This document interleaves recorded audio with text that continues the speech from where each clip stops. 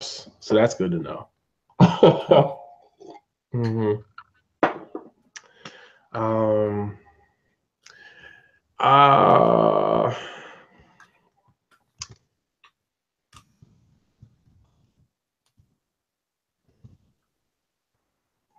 yeah. Okay. So I guess we'll sit here and wait till Oh, we're live now? yeah, we're live. I just hit the flip the switch. I need to throw my phone across the room to make sure I'm not distracted. Actually, no, I need that because Spencer's supposed to facilitate and let us know if we have any questions or anything like that. I'm gonna turn it off on my PC, or rather my Mac, so I don't hog up all my internet through the machine. Um,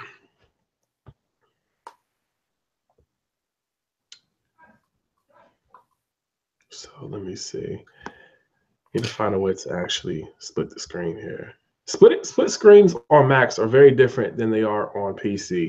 Like they snap on Windows, and the frames are actually responsive. Whereas on a Mac, it's like they'll snap, but the content doesn't fit within the confines of the snap. I think that's just weird, especially coming from Apple.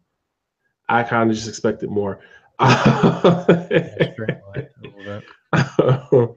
Just just a little bit more, but whatever.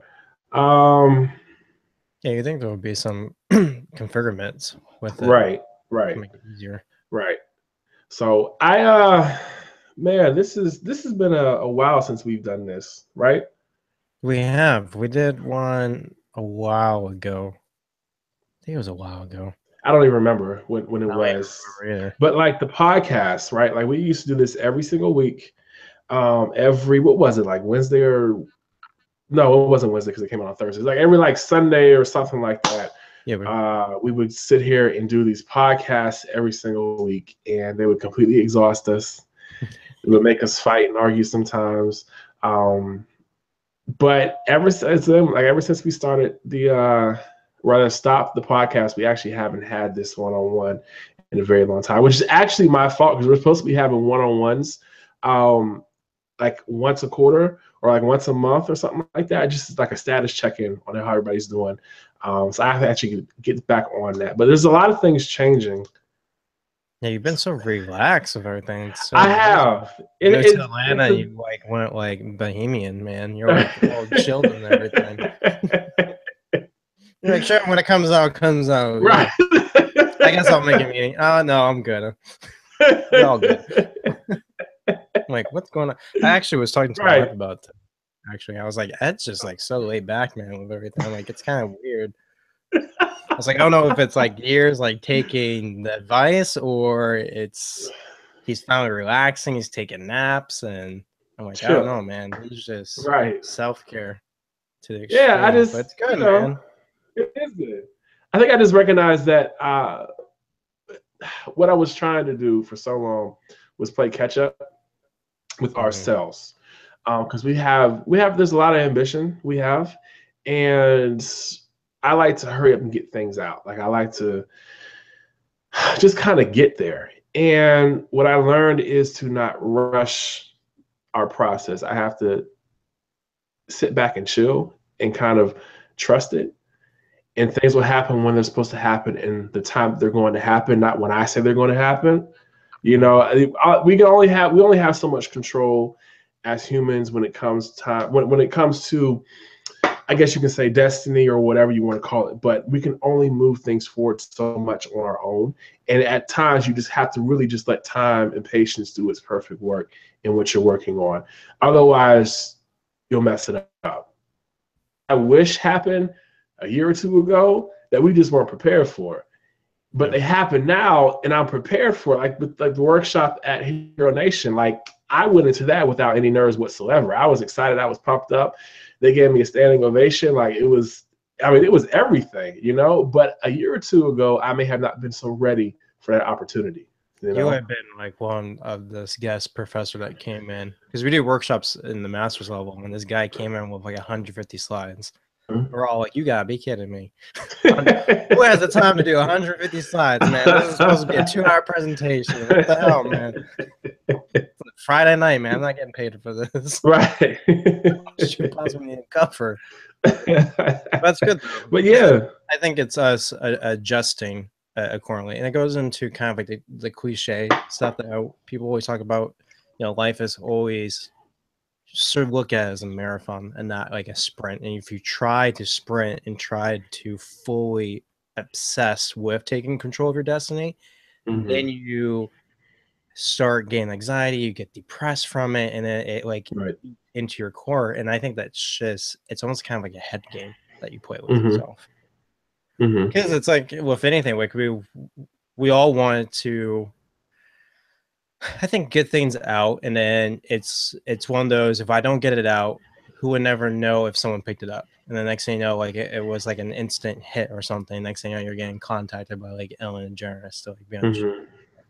But in reality, I think it's establish a foundation, right? And just to be laid back with it, I think gives us more creative freedom with it, and I think it allows us to kind of like be ourselves. Because I know with the podcast, we try to really, first couple of episodes, we try to really confine ourselves to what we want with perfectionism, and then I think the best episodes that we had were just very raw and very to ourselves and being who we originally are, which is what you have to be. Because if not, then it's very true. I think people have a sensory thing. They can sense things. And I tell people all the time from a therapeutic standpoint, when people were in groups, they always ask, they're like, how are you never nervous? And I say, you just be yourself. If a person likes you, they like you. If they don't like you, can't change that. But they'll appreciate and respect you because you're being yourself. You're being authentic. You're not being fake. Right. And I think in our little industry, the independent market, there's a lot of pressure to want to kind of fit in. And I can see why. You know, I went through that myself. You want to get in where you fit in. You want to get into the top tier circles, and you want to be known, this, that, and the other. Like, you work hard and whatever the case is. But I think we finally found our center, in which is just being ourselves. Right. And once we actually got to that core, that's when things started to like grow and explode for us. Because we tried so hard to be like really clean cut, not Ku Klux, clean cut, and professional. I didn't know that. We tried so hard to be that. Like, we tried to be like we were like Marvel or DC or whatever. And everything was clean and whatnot, but it wasn't us. Like the brand lacked a sense of personality.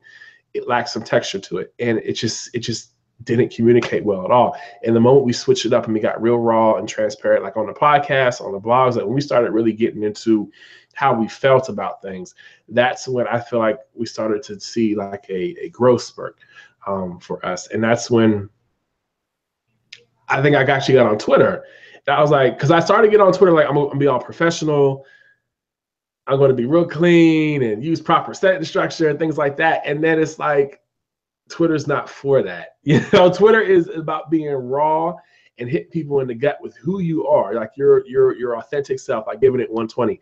And that's when I found that my Twitter following started to increase. Like, people started to pay attention to what I said, this is that and the other. So I think the biggest, like, branding, I don't know how we got onto this topic, but like the biggest, well, it's part of the whole thing, but I don't know how we got here so fast. But the biggest thing about branding is just being honest and true to who you are. Anything other than what you were meant to be, and being comfortable too.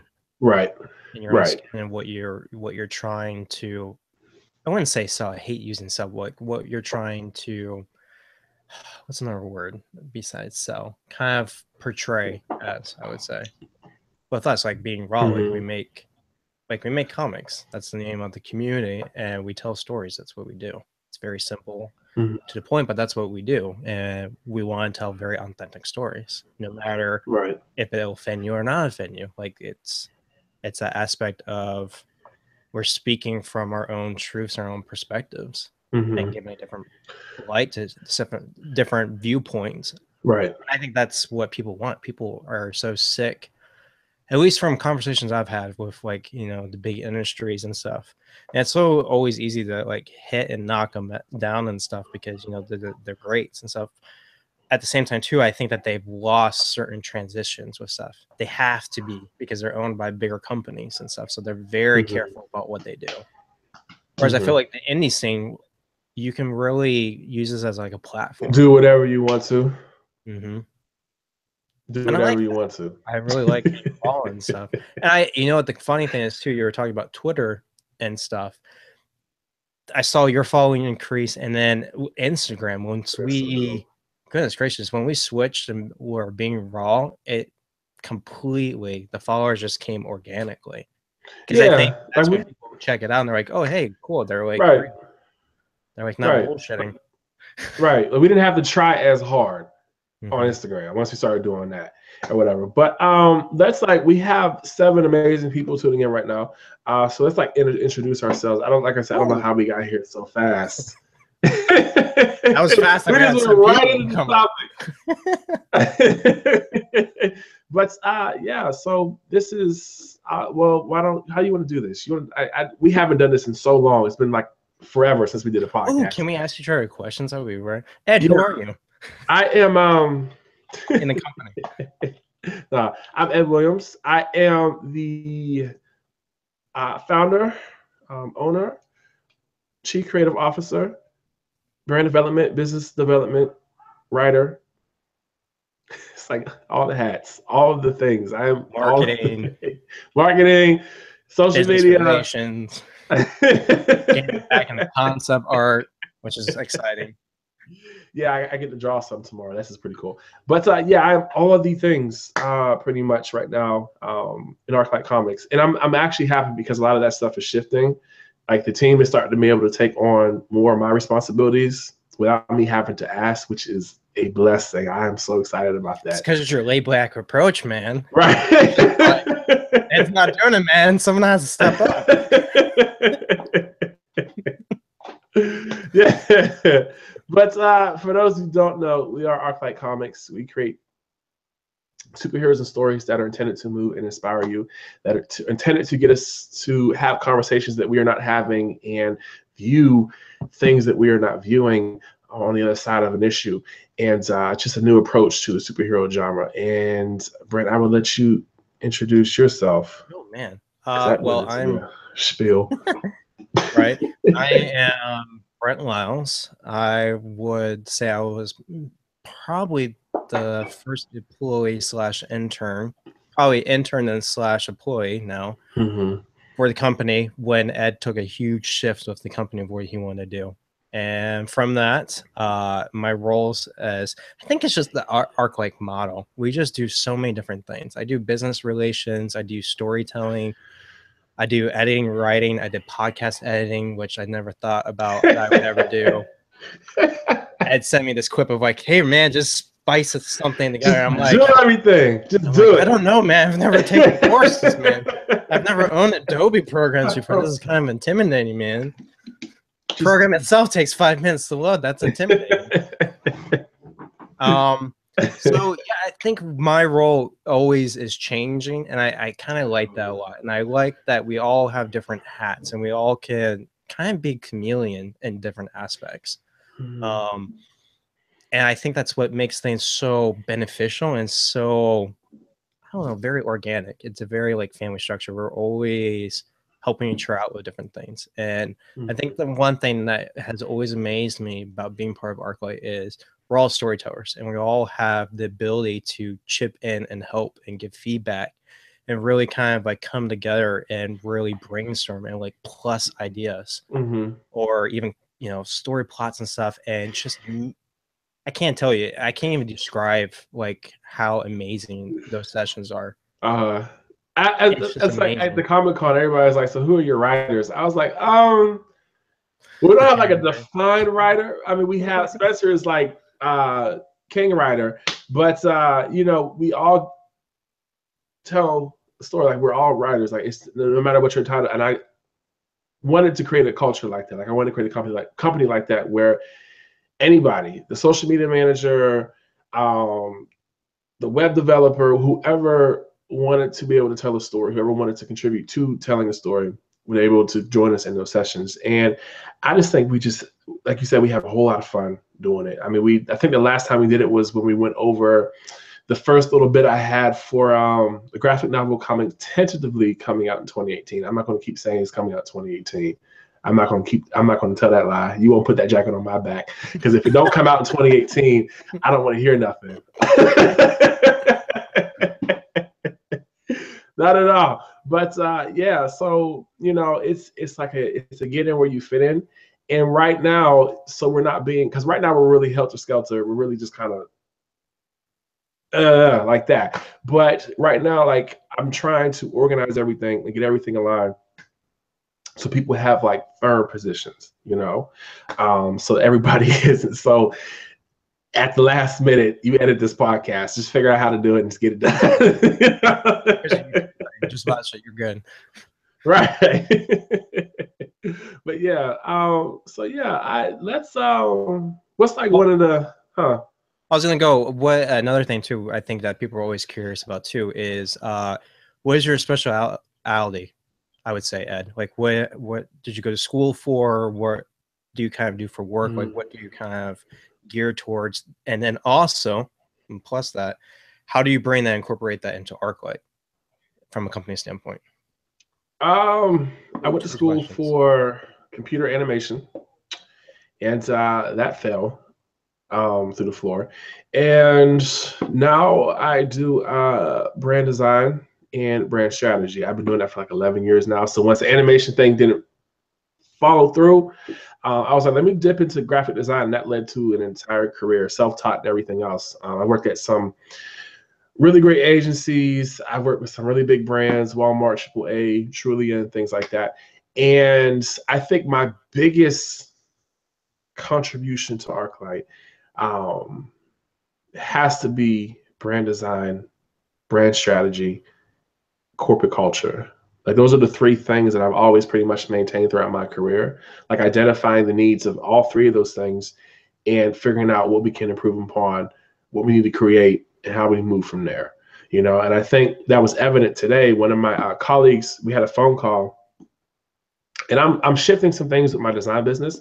But she was like, I look at ArcLight, and ArcLight is like a $20,000-$30,000 project that you can turn into a case study and show people how much your skill set is worth. She said, y'all got podcasts, you do courses, the website is off the chain. Like, she just kept going on and on. I was like, I really never seen it like that, because I always think it's just trash because I'm so close to it. Something here upload it. What are you talking about? Because I'm so close to it, and it's my baby. And I'm very meticulous about our branding. And yeah, so we had a really good conversation about that. So I think those are like the three biggest things that I contribute here. And leadership, I guess you can say. Mm-hmm. I guess that has a role in it. That's too funny. So what about you? Like, what is? Oh gosh, well, with me, I would say my education is in psychology with a minor in education. I am so happy to be graduating this December. It's been with the pains with me through graduate school, so that's been fun. And graduate school has been studying for mental health counseling.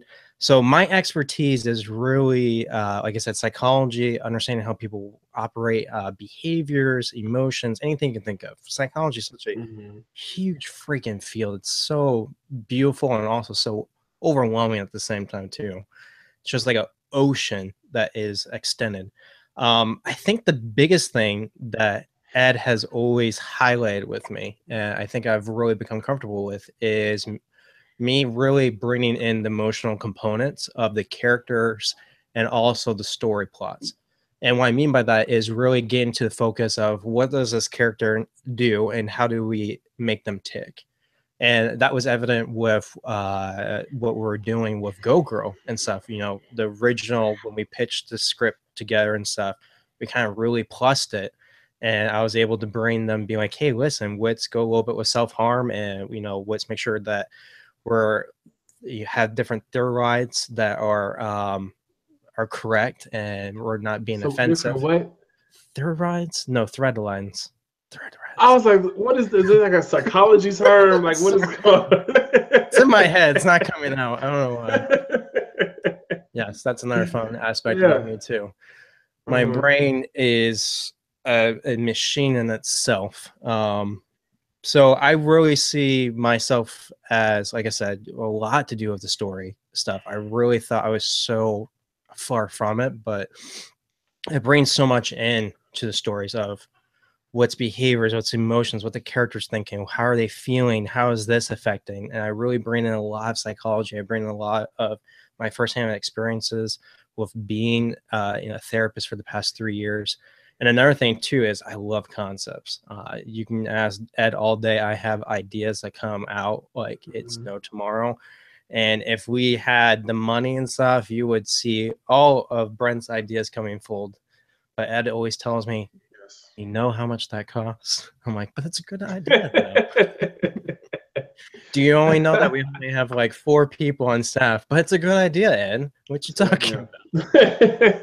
No, you had a lot of layers to characters. You know, if there's a character, there's like an interaction, a dynamic or whatever, you're able to say, well, this wouldn't happen because of this, is that, the other, and PTSD and ADHD this, and Myers-Briggs that, and whatever whatever it is, you're able to help us kind of draw, like you said, the through lines between why things are the way they are, why this character is going through this moment right now, and it's very helpful. I think that's a lot of our character. We do a good job with character development. That's one of the things we've always been kind of, what's the word I'm looking for? Been pretty solid with character development, I think. Help me out. Yeah, solid. Yeah, solid character development. Yeah.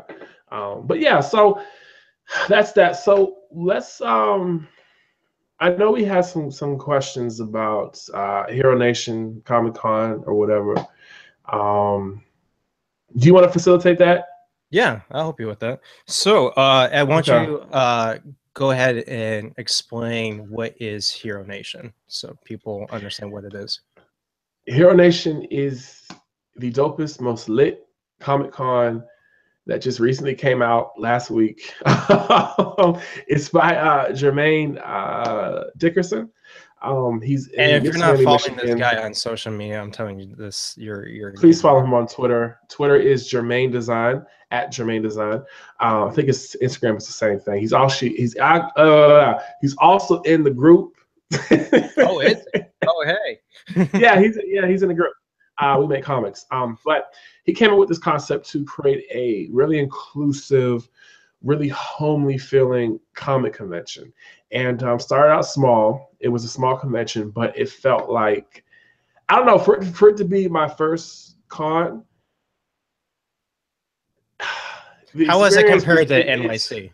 There we go. There's a good comparison. NYCC is completely just crazy. I mean, 150K, 200K people flowing through this tiny convention center, and it's just like it's almost too overwhelming. Like I remember we all kind of just shut down the moment we got into NYCC. Like 3 hours. We're like, hey, let's get a train.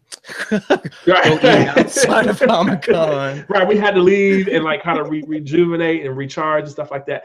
But Hero Nation, it was such a dynamic experience. Nice. For it to be, like I said, our first con on the other side of the table.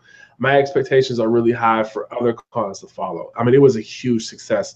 And it, like I said, it was like everybody who kind of came to the table, and I would hold conversations with people, and everybody was just like, this con feels like home. It feels like I belong here. It feels like I'm really accepted here. And we had Black, white, people of many different walks of life. We had LGBT. I mean, it was just a lot of just everybody in there. It was beautiful, and they fed the vendors. Nice. I mean, we had like real food too. Like it was like trays of stuff in the back. I didn't get any. I got 2 slices of pizza. So did. Why am I not surprised, Ed? Why Why am I not surprised? I was too busy talking to people. Of course you were. Right. I mean, we started the day at like 7:00 in the morning, and it was me, myself, Jermaine, and another creator, Marcus Haynes, helping Jermaine out, set up the con and things like that. And by 11:30, I had realized that all of our product was still back at the apartment. Not only that, I didn't have a tablecloth. I didn't have any easels. I was like, I need to prop some of this stuff. I can't lay everything on the table. These are the secrets and behind the scenes of really how real ArcLight really operates. Because we got a lot of great feedback on the table setup. And I was like, I threw this together with like $10. It was like a last minute effort to get everything on that table. I was racing the sheet, man. So I Ubered like all across Ypsilanti. Like I was just everywhere. Family Dollar, Dollar General, Walmart, everywhere. Got all of our stuff, came back, and I had like 15 minutes to set up the table. So I was like, okay. So I stepped back and kind of like assessed everything, the space and how I wanted everything to go. But prior to getting to the con, again, this is my brand and designing mindset, because there's a principle of design, repetition. And I figured if we could come up with some prints that were thematic in a sense, that would catch a lot of people's eyes. And it did. It worked out really well, if I might add. Yeah. It worked real good. So going into the con, I already knew, I didn't know how to set it up, but I knew what I wanted to present. And I wanted there to be repetition. I wanted things to look unified. I wanted it to look like it was a complete set of all the same things. And even though we weren't able to get all the characters into a print format, the characters that we did have, the prints that we did have there, like I said, they attracted a lot of people. Like everybody came up and said, "Oh, we love the colors, we love the characters, this is that and the other." So it was just understanding that I couldn't lay everything flat down, and I had to set some things up. No long this time. I had to set some things up so people can like visually see it from a distance. Because if everything's laying flat down, I don't know what you got. No. So I use the cheap, like $2 little plastic easels I got from Walmart. Nice. Marcus, who was sitting next to the table next to me, wasn't using one of his bigger easels, so I was able to use that. And then I used the cardboard box that our product came in. Put one of the mini issues in front of it. Right. Just get creative. Like that's the way to do it, man. But you can never tell there was a cardboard box behind it. Like it was covered up by all the prints and whatnot. Nice. But I knew like the higher we got up the product up, the more it would attract. And so what was it like seeing everything? Because I know you so well by now that you probably took a moment and paced back to look at everything. What was that to see everything on display? I definitely stepped back and I bowed my head and I said, "Thank you, Lord. Thank you, God, for getting us to this point." Because I knew we would get here someday. I just didn't know when, and I didn't know because it was going to look like that. Like when I got the banner back, the vertical banner, I put it up and I put it up like I was I was behind it. So I didn't see it when I put it up. And I went around the front of it and I was just like in awe. Like I was like, wow, like this. I know what I designed, but I wasn't expecting it to look like that in print format. And it was absolutely incredible.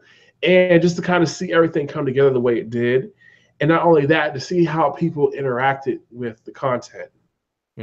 Like I said, people from all walks of life. I mean, we had young and old, black and white, trans. I mean, we had so many people just come up. And then we also have people come up and ask, are we looking for other titles to take on under ArcLight? That one always kind of gets me, It's like, are you guys taking other titles under the banner of ArcLight Comics? I'm like, no. Who are you talking to, me? Right. You at the right table? Right. But like I just you have to take your time and you have to build something. And I talked about this earlier this week in the group. You have to build something more than just a comic. you have to build something that's going to impact and change the lives of those that you call your audience. You can get a comic book from anywhere. You can get a comic book from Marvel, DC, Archie, just get one out the newspaper, whatever. Comic books are everywhere. Comic books are a commodity, just like a lot of other things. But what helps transcend the product of a comic book into a brand is what it means to somebody. Yeah, it's the message. Right. It's the purpose. And I call it your brand belief ecosystem. It is the impact, it is the purpose, it is the belief system that you have, your morals, your ethics, what your absolutes are, what you would say yes to, what you would say no to. It's the summation of all those things. And I remember just starting out, like back in December 2011, my other two co-founders who are no longer here, never kind of understood why I put so much effort into building that. But I knew if we didn't put a lot of effort into that at the start, we would have no focus and no direction going forward. You know, we said, we want to create comics that change, that heal, that transform people, that make an impact. This is that and the other. And here we are today, still doing that same very thing that I wanted to create back in 2011. You know, somebody has to be able to see your company, your brand, and say, this means something. This means this to me. Right. This means that to me.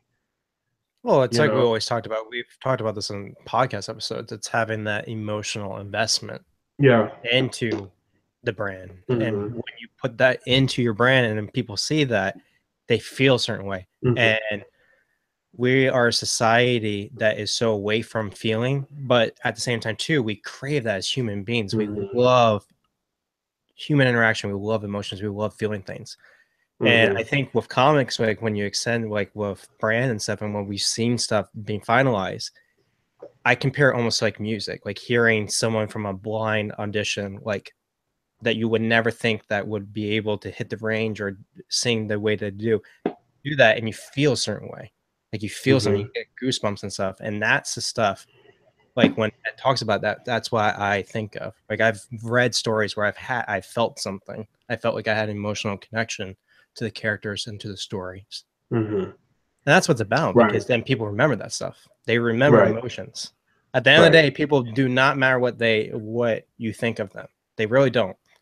They really think about how they made you feel and how you are feeling towards them. They always remember that. How did I feel when I saw this movie? Not what did you think about the movie. How did you feel? Oh, I felt touched by it. Right. So horrible director, but they had a moment, and I just like, why they let go Jack, man? He like drowned. I had a moment. I started tearing up, man. Right. This is a quote from Maya Angelou that I think this guy like defines this whole moment. I've learned that people will forget what you said, people will forget what you did, but people will never forget how you made them feel. And that is the point of branding. You're supposed to make people feel something beyond the product. The product still needs to be good, still needs to be enjoyable. We're in the business of entertainment, you know, but there has to be some other type of attachment to it. Because if not, then there's nothing pulling you into the next issue or the next novel or wanting to get invested at all. People keep buying Marvel and DC and whatever else because they have an emotional investment, emotional attachment to these characters. You know, those characters mean something. We say they go to war with each other through the internet. Right. They're ready to kill each other on the internet. My Superman would not do that. You're like, bro, chill, man. It's just a personal character. Just zen yourself, man. It's all right. Right. But it's very important. I wish more people would take the time to kind of understand that. I mean, you can have the best art, the best story, and you should. But at the end of the day, what is carrying people over to the next issue a year, 3 years, 5 years from now? Right. Was there a certain conversation or interaction that you had that kind of like reinforced that for you, like at the con, like interaction with somebody or conversation? For one, a lot of the kids, they were so excited. So what was that like to see them? It was different characters that they pulled to.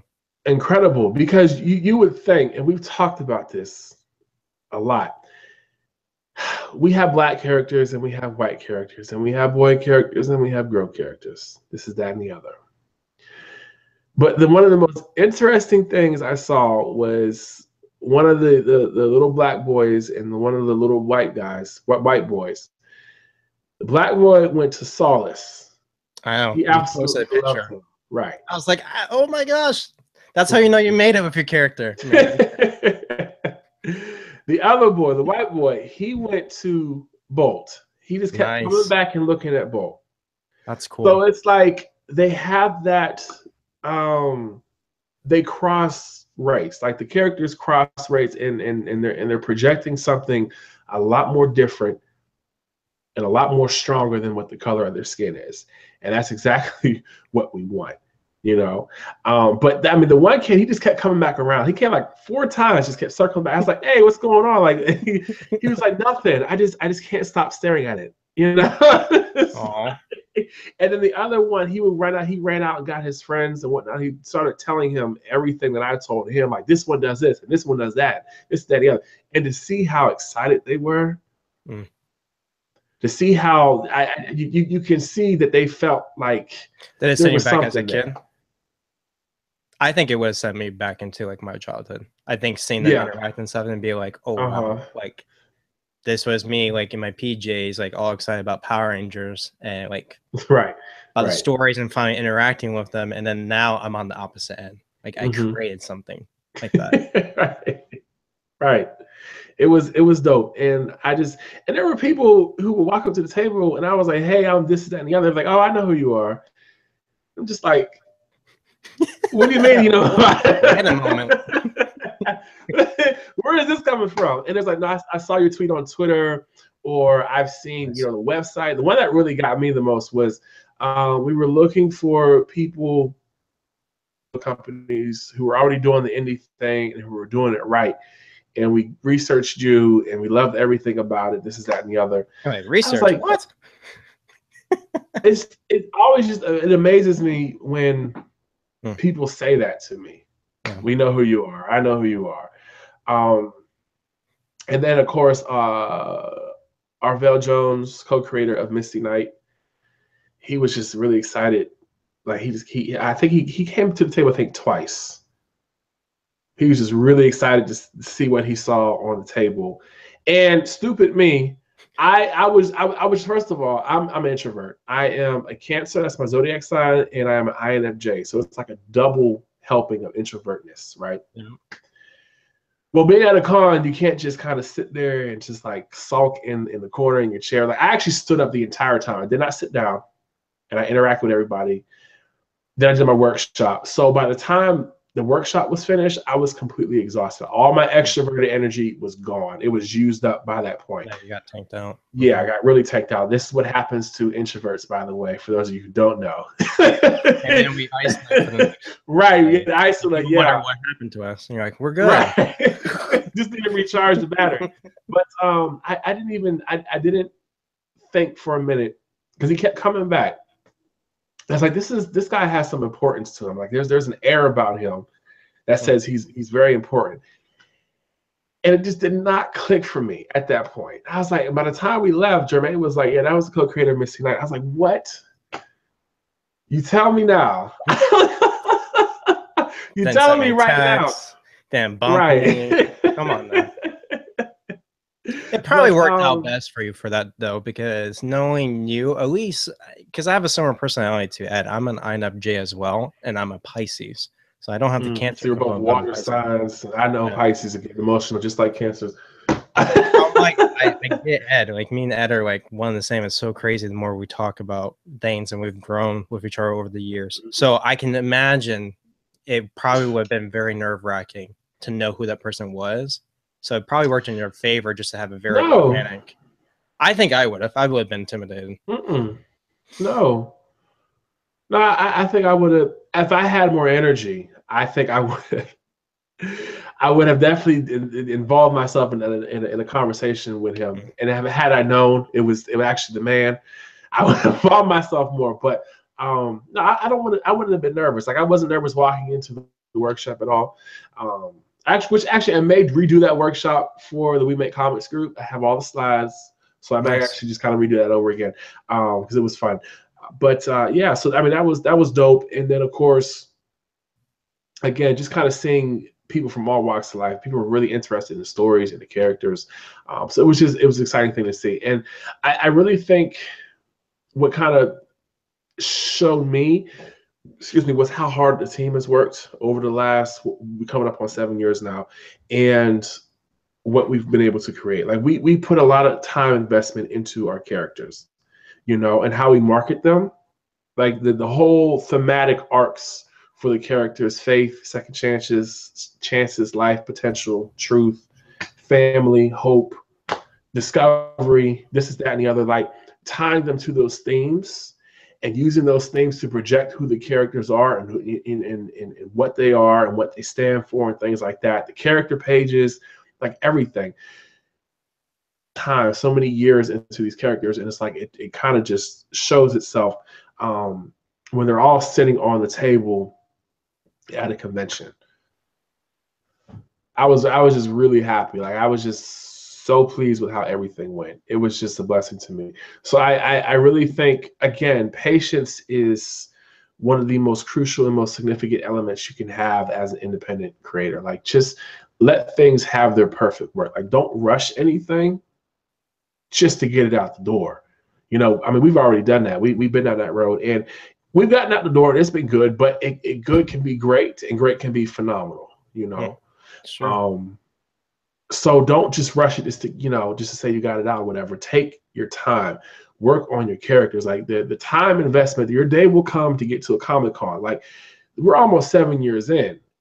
And people would always ask, like even like last year and the year before when I would attend Comic-Cons, they're like, why don't you have a table? Where's your table at? And I was like, we're just not ready yet.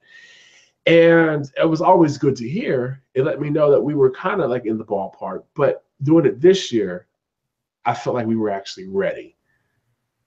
Like it was the time to actually finally do our first con. And I'm so glad it was at Hero Nation. Like I couldn't have picked a better first time convention for us to be at. I really couldn't have. So next year, 2018, we definitely have some cons lined up. I just actually got an invoice from Universal Fan Con. Nice. Yeah, so that's pretty dope. So which is actually, I mean, the table for Hero Nation was $50.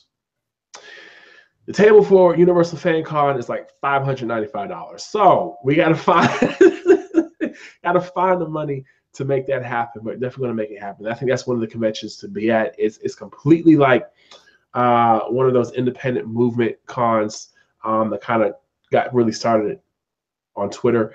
BlurredCon is another one I definitely want us to get to. So like these independent conventions where diversity and inclusivity are widely accepted is definitely the cons that we have to be at.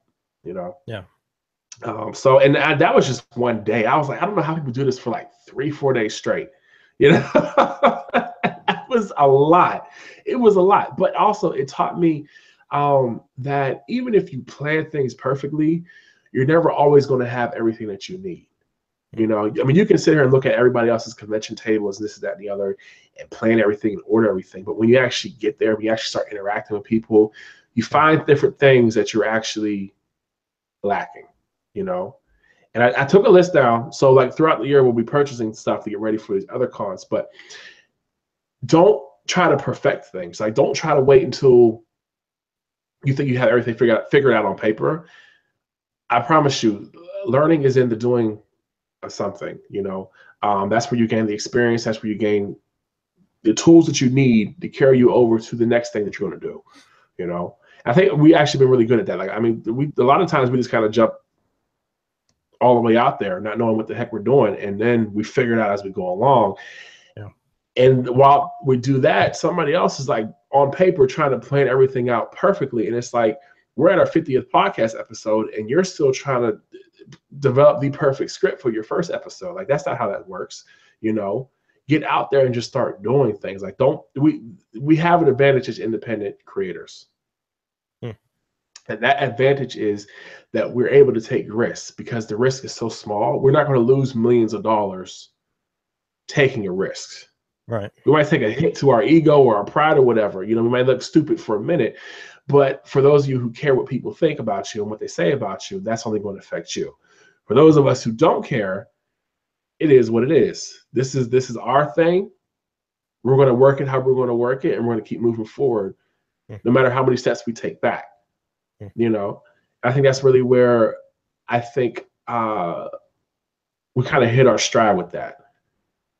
You can see, I mean, I feel like things change every day. I have no idea. No one has no idea. Every day things change. But I mean, we test and we try and see what works and whatever doesn't work. We iterate in public. We just kind of just keep doing things in public until they work. Right. So, well, it's like the podcast episode we did. I forgot what episode it was, where we talked about failing forward, and it's really just putting yourself out there. You never know what you're fully capable of doing unless you try it, and you're going to be horrible at it. But over time, the more experience with it, you'll be an expert at it, or you'll be it to a specialization with it. And that's true with anything that you do, I think, as long as you put the time and energy into it and stuff, know. And it's like what I'd say, it's becoming very comfortable into your brand, being really understanding where your characters and your stories are at, and just interacting with people. Because at that point, I think it needs to be fun at that. And if it's not fun, it becomes too structured and business-like. I think it really takes away. Plus, we're human beings, and we project our own things, like our own thoughts, our own feelings towards people and stuff. So if you're very insecure about different things, you project a certain energy towards people and stuff that could be very standoffish. Whereas if you're just being who you are and being yourself, people gravitate towards that.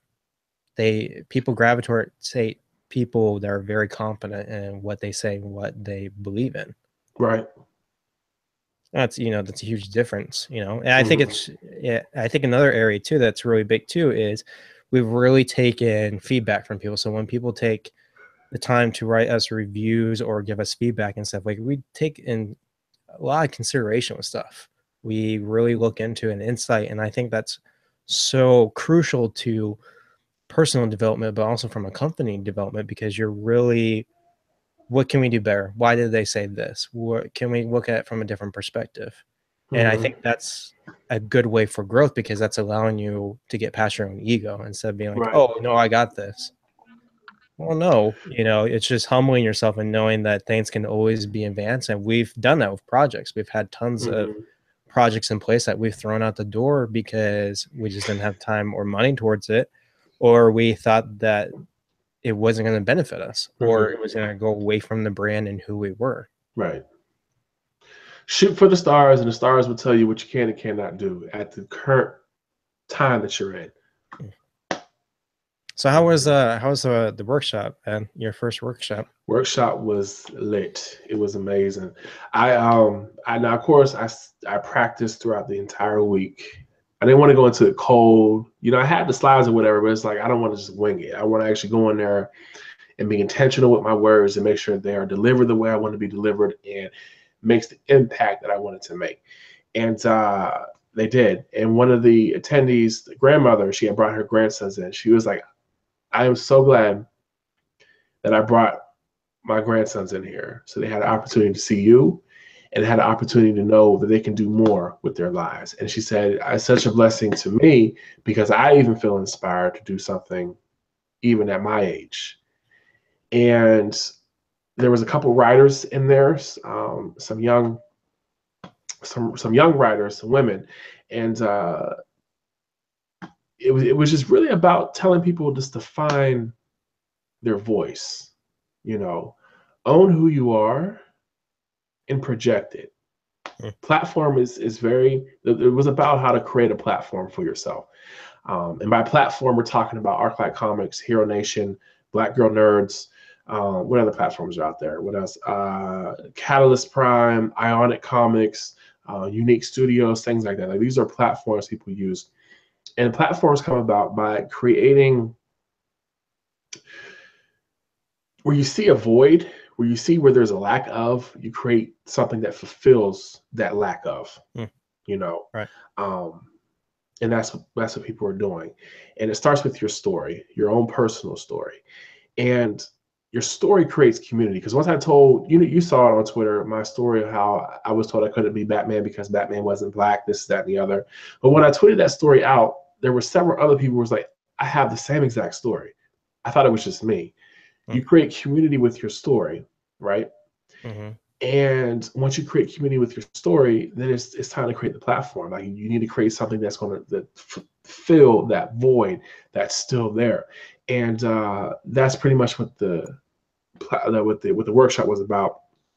It was just a really good time, just to see so many people from really, really young ages to older people just kind of really enjoy what was going on and take something away from it. That was definitely inspiring. I enjoyed it. Yeah. It was a good time. Awesome. Yeah, good time. Like I said, you gotta have fun with it. You gotta be comfortable at it. Right. Very, very true. What else is there? What else is talking about? Oh, let's talk about the group. Oh, yeah. What, the community itself or the team? Like, what do you mean specifically? The community. Mm-hmm. I think it's good. I think we were able to accomplish what we've always been stating from a podcast standpoint. Even though we weren't able to acquire certain equipment or software that would have really helped us, I really think that us taking a chance with the Facebook group was it was a good chance. I think it was a good move. And it's been very beneficial to us, especially seeing different people interact that we've never interacted with. People get introduced to the brand. We get introduced to different other people's brands. I think the fun part about the community is how people are so conditioned with social media, with just being so able just to drop their thing. My gosh. I'm more nice than Ed is, man. Ed, like, it was funny today, man. I had to type up a response for someone. Usually I just type everything up, but it's so therapeutic of me to be like, hey, you should read that and stuff. By the time I hit send to that, it sent like an error to me on my phone. I'm like, what the hell? Like, my internet's going out again. And I noticed, I was like, nope, Ed, just delete delete the comment, kick the person out. All right.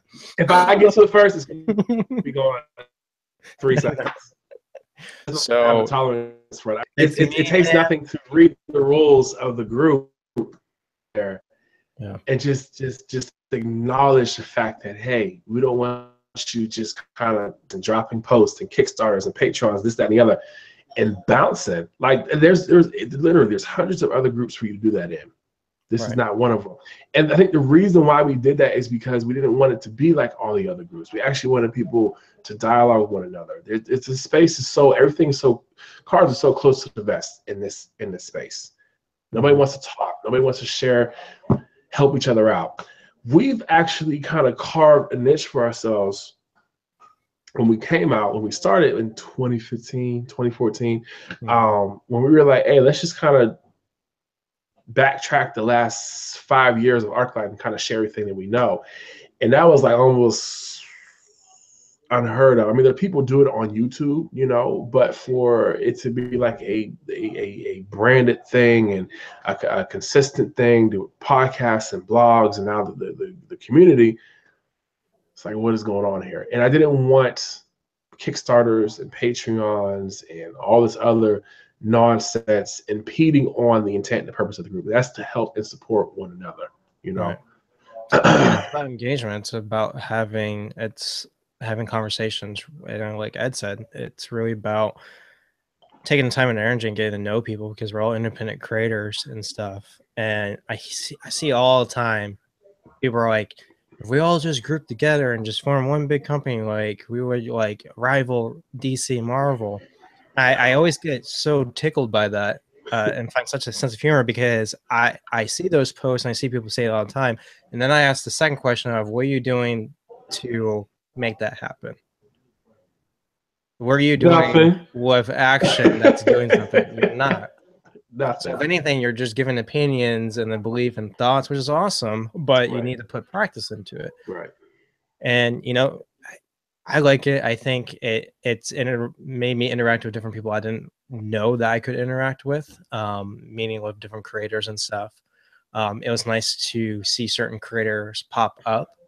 It was very flattering to see certain people that invited themselves, or certain people that got invited that I had a high regard and respect for, and seeing them participate. And yeah, I like it. I think it's a very beneficial tool. It's value and worth. I mean, that's you can't put any price tag on that. Right. Right. And if you have a community that's geared towards that, towards like helping, you're not going to find that anywhere else. I guarantee that, because me and Ed have done our research with this, and the extent that we were going to go with it, we researched, and there was nothing out there that compared to what we wanted to do. Because it was either post Kickstarter, comics experience, you know, which they do. They pretty much they've been doing this for way longer than we have. But I have never been a fan of forums. The whole, you know, I post something and I have to wait a week for somebody to reply to it or whatever. No,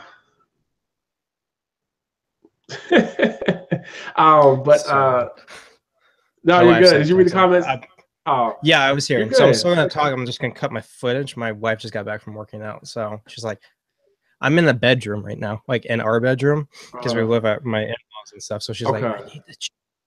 So I'm gonna shut my camera off, but keep going. No, go ahead. You're fine. Okay, but yeah. So what was I talking about? What was I saying? You were talking about kind of how we did our research with something that was up to that platform. Comics Experience. You know, it's a forum. Like I said, I don't like forums. I used to like forums back when it was, you know, that's all we had. And then the turn-based chat system started coming out or whatever. And I just kind of wanted to update the model. I wanted something more interactive, more up to date. And we tried Slack, and Slack wasn't, you know, we had 6 people in Slack. Shout out to everybody in the group who came over from Slack. And then we get into the Facebook thing. And then like the first week we had like 100 people. And it's like, you know, well, we should put some standards up. Should put some block stuff. Right. But it was just crazy because we had so many different people that were inviting people in. Yeah. Right. And it goes back to like what I was originally talking about before. Like, okay, we tried this one thing, it didn't work. Let's try something else. Like, let's not give up on the idea completely until we completely exhausted all the ideas altogether. We'll keep just iterating and keep doing it and doing it. Some things they end up, you know, not making it all the way to the public, but other things like we just keep trying. You know, I think that's Steve Jobs said it. It said something. I got the quote all together, but something about perseverance and how that's like the #1 definer of great entrepreneurs, that they don't give up, you know. And we're on this journey to making ArcLight like a full-time thing where we actually get paid through the business. We haven't quite figured it out yet. We will. We haven't given up on that, and we won't. It's just a matter of, again, trusting the process, being patient, letting time have its perfect work, having faith, and just never giving up. Yep. Like that's the core. Like that is the internal cultural spirit of ArcLight. And for those of you who have teams,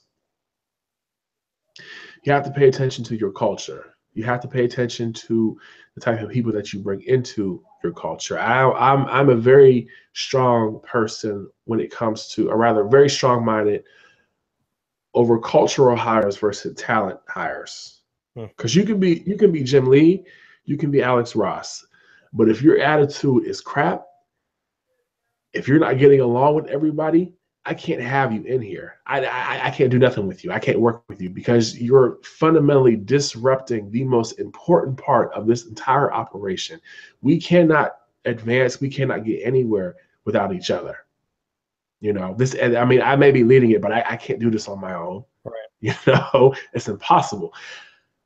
So I hire for cultural fits than I do talent fits, because the culture is so. The culture can be a really fragile thing if you're not paying attention to it. And I took some time to read some books, mostly Pixar. understanding how Pixar operated and how they ran their day-to-day operations and things like that, and just kind of took bits and pieces from what I thought would work for ArcLight and kind of morphed it into what it is now. But culture is whatever you want to call it. Yeah, just like William said, every entrepreneur fails, hundreds succeed are the ones who keep pushing. That is 100% true. So for culture, develop your culture. If you don't know what culture is, go ahead and Google it. Like it is the lifeblood. It is the DNA of how your team operates. You know, it is that thing that allows us to be able to be so open and honest with each other in a feedback session. You know, I can say, I don't like this without somebody getting offended. Now, to that point, something we still, because we're very, we take ownership of the things that we work on. So there may be a little bit of friction there, but it's not like nobody kind of receives it as you're coming for me. You know, we all understand that back, because at the end of the day, when this goes out the door, it represents all of us. It's not you. Yes, your name is on it because you poured your heart, blood, and tears into this thing. But when it goes out, it's under the banner of ArcLight Comics. It's just not me. It's not Brett. It's not Tim. It's not Spencer. It's not Jamal or Jamel. It's all of us. And we'll keep giving feedback. And I mean, I'm good for this. I will send you back 20 times and do it over again. You know, well, trust me, he will. I will send you back over and over and over again. But I do that because I know there's a level that you can get to that you haven't quite gotten to yet. Right. So I push you and I challenge you, you know, and I know that when it goes out the door, it represents all of us. And I want you to look good, but I want all of us to look good at the same time.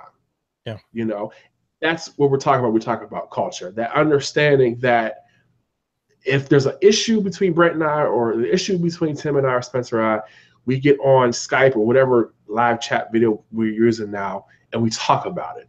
Mm-hmm. We get an understanding of what's going on, what the issue is, what the base of the issue is, understand both sides of it and move forward. Mm-hmm. Just like a couple months ago when Tim was like, hey, I have to be honest. I thought about quitting. I'm exhausted. I am burnt out. We have been going since December, nonstop. I was like, hey, let's have a meeting. Let's talk about it. He was like, I don't think we need to talk about it. I was like, no, we're going to talk about it. We're going to get on Skype and we're going to talk about what you're going through, because this is important to me. Your leader has to care about what you're going through. That's another fundamental piece of the puzzle, but we'll get to that at another time. But after that meeting, it was like, okay, understood. So we're going to take the entire month of July off. No questions asked. You're burnt out. I'm burnt out. I just wasn't admitting it. I think everybody was burnt out, you know? And it was just like, okay, we're done for July. And then July kind of bled over to August. Like ever since July, we had just been real laid back. Like it's been like real chill and everything, you know? But yeah, it's you have to, if you're the leader, you have to pay attention to the pulse on your organization, on your studio, your team. You have to be mindful of these things. You have to be mindful of the fact that if you're not paying anybody, people have lives outside of this thing, and you have to be sensitive to that. Sometimes deadlines get pushed back, you know, sometimes things get delayed. Sometimes somebody has to take 3 weeks off because they can't handle it anymore, you know. Trust me, it's teach you patience too and stuff like that, because I think out of everybody probably on the team, it's my schedule is like the most ridiculous type of schedule. Yeah, it's just like, all right, man. Car blow up. He's working at 3 different jobs. He has a job. He doesn't have a job. He thinks he's going to graduate. He's not going to graduate. It's back and forth with Brent all the time. You know, but you have to have that, like you said, culture. And I think when I think of culture with ArcLight, it translates to me as it's the family dynamic that we have. And what I mean by that is, you know, it's really looking at us as kind of, you know, as like family members and stuff. You know, we're going to go through tiffs. Me and Ed have had disagreements. And I sit there and tell people all the time, especially when I do relationship counseling with couples, if you're not arguing about things, you're not being truthful. You're not being raw. Mm-hmm. The difference is when you're in this session and when it's too focused on you, and when you get to a point where you can sit there and understand where another person's coming from and go, listen, I need to check my ego and check my pride, because this is just not, you know, someone who's attacking me. And it's really assessing. And Ed has really created that culture, as he said, of if I'm giving you feedback or we're having a tiff, I'm not attacking you. Mm-hmm. I'm doing it for your benefit, or I'm doing it too because I genuinely care and I want to know what's going on. And we've done, you know, the same thing back and forth. And that is huge beneficial because that's how family operates. And that's how, you know, I think culture operates, is you really need to invest into your people and trust what they did. And the break of July was much needed and stuff. I'm used to my crazy schedule and stuff, but when I saw, you know, Ed and Tim hammer out the comics and stuff like that, I was always preaching. I'm like, listen, man, I'm learning the hard way about this whole, you know, this 2 words, man, self-care, really applying time and energy to recharge yourself, because if you don't, you're going to produce crap, or you're going to get to a point where it'll be like Tim and you don't know what's going on, and then he might have picked up and left, and then you're like, hey, how could we have solved this problem? How could we have talked through it? What, you know, and if there is a problem, then maybe the mechanism, or as Ed put it with the metaphor, like the pulse is off, something's up, the heart rate's up, it's slowing down, like we need to figure out what's going on. And you got to do that, because if not, you burn out people. And I think that's what the difference is, because Ed's building this culture within a family, within his company, and we turn things up, and we don't get paid for it. I don't get paid to do this. Ed doesn't even get paid in the leadership position. Like, we don't. And even like with, you know, with different people on the team, like Tim and stuff like that, who busts his ass with freaking art and concept and stuff, he doesn't get paid for that. He's doing it because he generally cares about the brand and the culture. I generally put out things and take the time because I want to do it. It's something that it's a family duty. It's like a chore. It's a family chore. Someone has to do it in the family. But I do it out of a way of humbleness, because we're a family. I want to see us succeed. And when you get past that, like Ed said, and you think solely for the brand, then I think that's what contributes. And I think that's what you've seen over the years with having different people come and go. You need to have people there. I think I had a quote once. You really need to evaluate different people in your life, and to who are people that are pouring into you and also supporting you, versus people who just take constantly. Because people who just constantly take, it's going to get to a point where you're going to get burnt out from them, or they're going to get burnt from you, and it's going to lead to something. You can't, because we all have our limits in life. And that's just the human nature, where we have to be limit. And I get that from Ed's standpoint of being burnt out. You have to recharge yourself, because if not, then what good are you? You're going to put out product. Good. You have excellent Jim Lee, and then, you know, his fine art, and then you have the paints of Alex Ross. But if they're not passionate behind it, I think there's an energy, there's a love and passion that's seen through art. And I think it shows with interaction. And we've seen that too with the big corporations and other indie companies too. We've seen the burnt out and stuff. And I think that it's always amazing when you talk to different teams and they're like, what do you mean, like a family and stuff? I'm like, it's not. I'm like, ArcLight's not a business. I don't see it as a business. I see this. We've heard horror stories before. We've actually heard horror stories. It's like, what the hell? Actually have. I mean, we've heard horror stories, and we have some people. I don't want to call it PTSD, because I don't want to insult those with PTSD, but they won't do certain things because the experience was so bad with the last person they were with. They're highly hyper vigilant about things. They have trust issues. Yeah, a lot of trust issues. So it's like these people. Like we sometimes find people who have been so abused and battered up by other people. And it's like, what is really going on out there? You know, like what are y'all doing with your teams? And they're not workhorses. These are actually people, and you have to pay attention to that. And I think one of the biggest things that matter to me, and what I needed to see these past 2 weeks, was because I was at a point where I was tired. I was preparing for the con, this and that. There was a lot of stuff going on. I didn't have as much time on my hands. But when I turned around and I saw that Tim had taken care of the interns Jamal and Jermel with their next assignment, and he did it in a way that I would do it. Like every detail was laid out, the visuals and everything. I mean, it was phenomenal. It looked like I had did it. And when I saw you posting things in the Facebook group, and Spencer, Spencer was handling some things on his end as well. It's like everything was handled. Like I didn't have to worry about saying, do this, do that, do that. Y'all knew what to do. And that was important for me to see, because I feel like now we've gotten to that point to where we can advance. Because I remember we saying like a year or two ago, like everything, if I got sick or something, everything hinges on me being here. So if I stop, it's like almost the entire company stops. Now that I didn't have as much time these past 2 weeks, everything still kept going, it was without a hiccup. And it was just like, yes, we have gotten to that point. And I was so thankful, and I feel so blessed to actually have that now. It took a while, everything takes time to do. Just don't think that culture is something you can whip up in a day. Branding is something you can whip up in a day. This is the process of years. Like I said, we're almost going on 7 years with this. And that's baby years to compare to some of these people who have been in it for 10, 15 years or whatever. But I feel like we have, and I'm not saying this to be prideful or anything like that. I think we have just a much better positioning because I paid attention to this stuff when we started. So that's where we're at now. And there's some things that we lack. I'm not, you can't dismiss that. There's some things that we just aren't good at, that we can definitely improve upon. But what we are good at, we excel at it really, really well. And I think that's what everybody needs to find. Find the things that you're really, really good at as a team, as a person, whatever. Excel at that.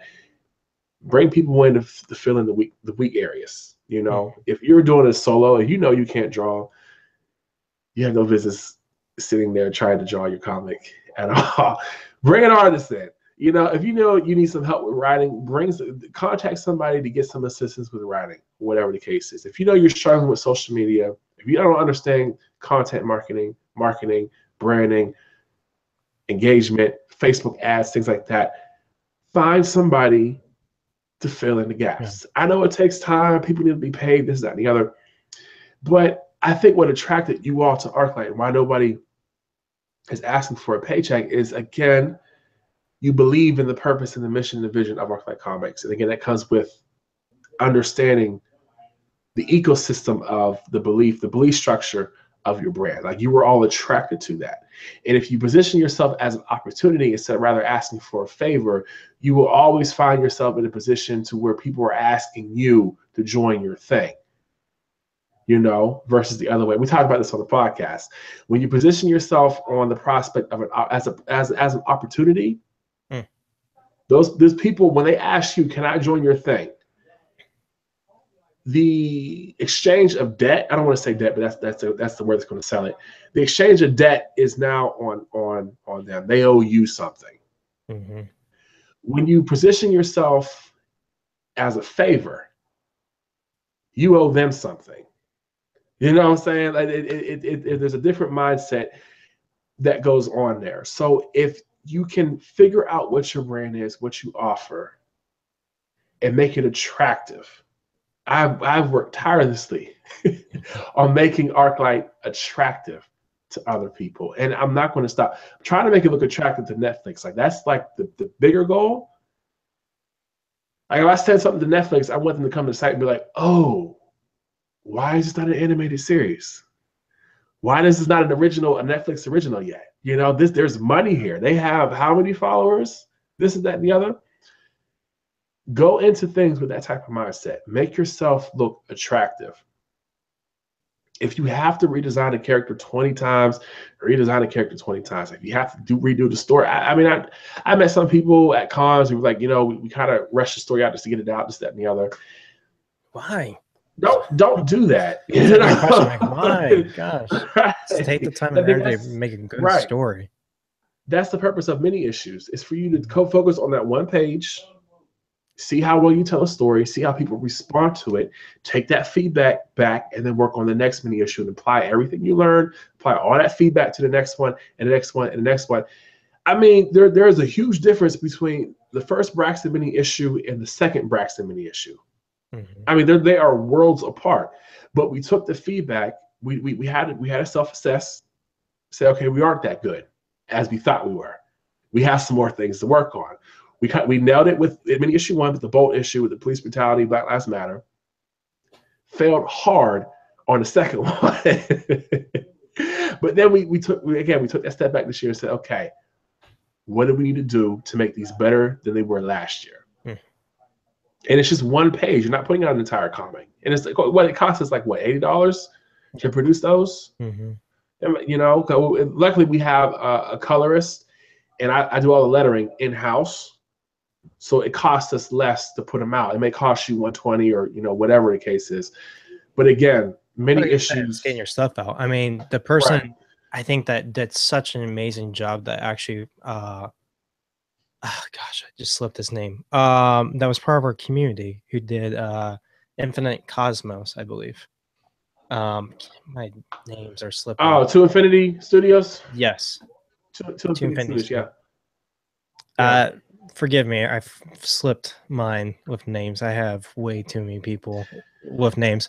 But anyways, he took the mentality that we did and did the 1-page mini issue. And boom, he's doing very successful, kicked his Kickstarter out of the water, which was amazing. Right. He did a Kickstarter for his mini issue. We gave away like 100 copies, mini issue. Huge success with that. Mm-hmm.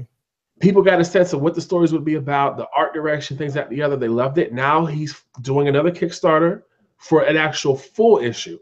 Yeah. And it's like, that's the point of the mini issue, is to introduce people to what you're building, and also give you a sense of how to tell a story from beginning to end. You only have 6 or 7 panels to tell a complete story.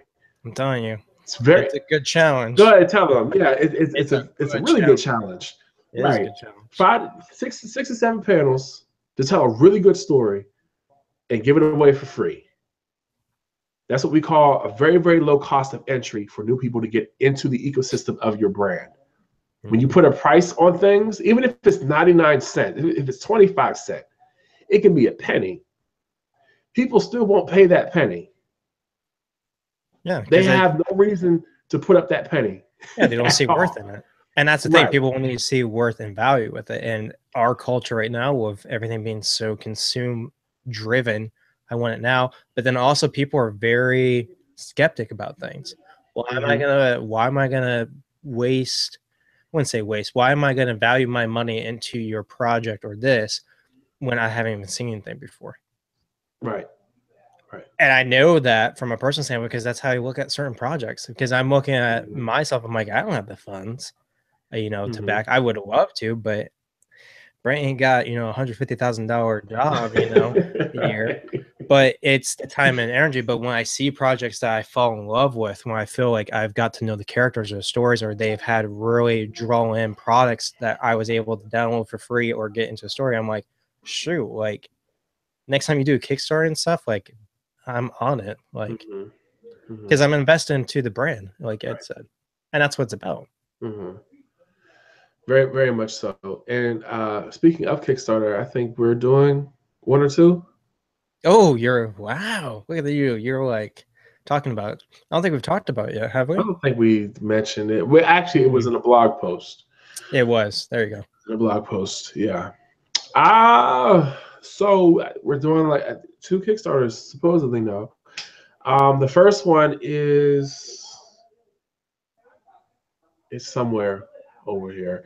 But our first issue 0, we're just if you want the print version, that's what you're paying for. It's already done. It's a finished book. You're just paying to get it to you. That's all. I think what is going to be different and unique is we're going to add more kind of like behind the scenes. You're going to get different things, kind of like in a special let's talk about. Should we talk about that now? Sure, why not? Should we put a lid on it? Just talk about it. That's our mentality. Just talk about it. We already mentioned it. Now people are going to be like, "Come on, now you mentioned it." Like you're not talking. Right. I completely forgot about it though. This week has been. That's all right. All over the place. But go ahead. Since it's your, I gave the mantle and the project. Your project lead on that. Oh, okay. So we got yeah, I keep forgetting.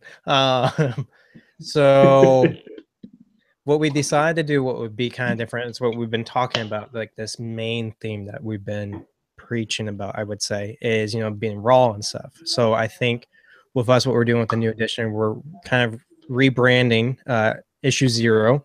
We're going to add commentary stuff with us. You're going to get to know a lot of raw questions that I think a lot of people have about the characters and why we do certain things. You get to know us a little bit more. I think it's a very intimate thing, kind of unique. I kind of look at it kind of like as a print version of a documentary almost. Like if you really like behind the scenes stuff, like I do, I eat up on movies with documentaries of how they do stuff. That's how we're kind of approaching the special edition. Mm-hmm. So you want to check it out, man. You get to hear It's our thoughts. What are those things called? The DC Marvel do it, those encyclopedias or whatever, Yep. universe, whatever. It's really like Brent said, it's like a printed version of a documentary. What it is we are kind of taking you behind the scenes of different mindsets that we had, different design philosophies going into certain characters, why Riot has gone from just overall, like I think he went from Pacific Islander to Samoan, who is now Maori. Go-Girl also went through a transition. We, why is Tremor the size that he is? We actually talk about, we break down all of our mini issues. You can see the mini issues, and we break down what worked, what we learned from what didn't work. Thought processes behind certain things, and just kind of talk about our culture, what our credentials are, what we contribute to ArcLight, where we're going, where we're headed, this, that, and the other. And it's all going to be free. And this is, I think this goes into the marketing portion of whatever we're doing right now. List building, email list building. I talked about this in the group. I kind of introduced the concept loosely. I think myself and Beverly were supposed to actually come on here and talk about that, which we will eventually. But it's called a lead magnet, and I'm pretty sure everybody's familiar with a lead magnet. It's that free thing you download. It's like an ebook or a guide or whatever it is. Like if you're trying to learn how to do Facebook marketing, maybe it's a webinar, like a free webinar, and then they sell you something at the end of that webinar.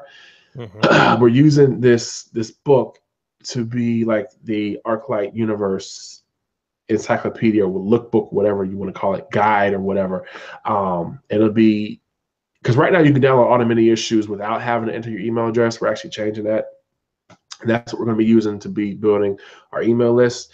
So we're commissioning different art pieces and things like that to get this thing rolling. It's going to be, I think we did our best to make it as interesting as possible. And I think what Brett was getting at with the Kickstarter thing is we're actually going to include that as one of the top tier rewards when we do the first Kickstarter. Like it's going to be like a hardbound copy of issue 0 and then have that at the back of it. And even with some commentary about issue 0, where we're going with it. So it's also, it's entertainment, but it's also true to who we are. We like to teach, we like to share what we're doing, what we know. So you'll get those insights with everything that else is going on in the book. I lost my track of thought. So yeah. Sorry. And then the second Kickstarter is should we keep that? I don't know. Oh, I guess you could say now that I've already started. Our graphic novel, first graphic novel, which I've been writing. I've taken lead on that. And then the team. Brett, you want to explain? I think we already kind of explained it. We want to explain how like that process goes, how we write collectively and collaboratively. It's not just one person. The best way to kind of simplify it. So Ed's taking lead with book 1 structure, and he is using one of the most complex, I think, in my opinion, but very very beneficial into story writing, which is Dramatica. It's been used in multiple franchises that are very successful. DreamWorks Star has used Wars, it before, Star Wars, Toy Story. Pixar has used that format. Like different movies are very high end with their story and development. So Silence of the Lambs. Yeah. Ed's been filling through those things with this program. And what he did was we have meetings on it, and we had our first meeting. So Ed kind of like read what he wrote on the script and stuff, and then kind of like opened up Like, what do you guys think? And when we do that, well, from a creative standpoint, Ed really just opens up the platform with us.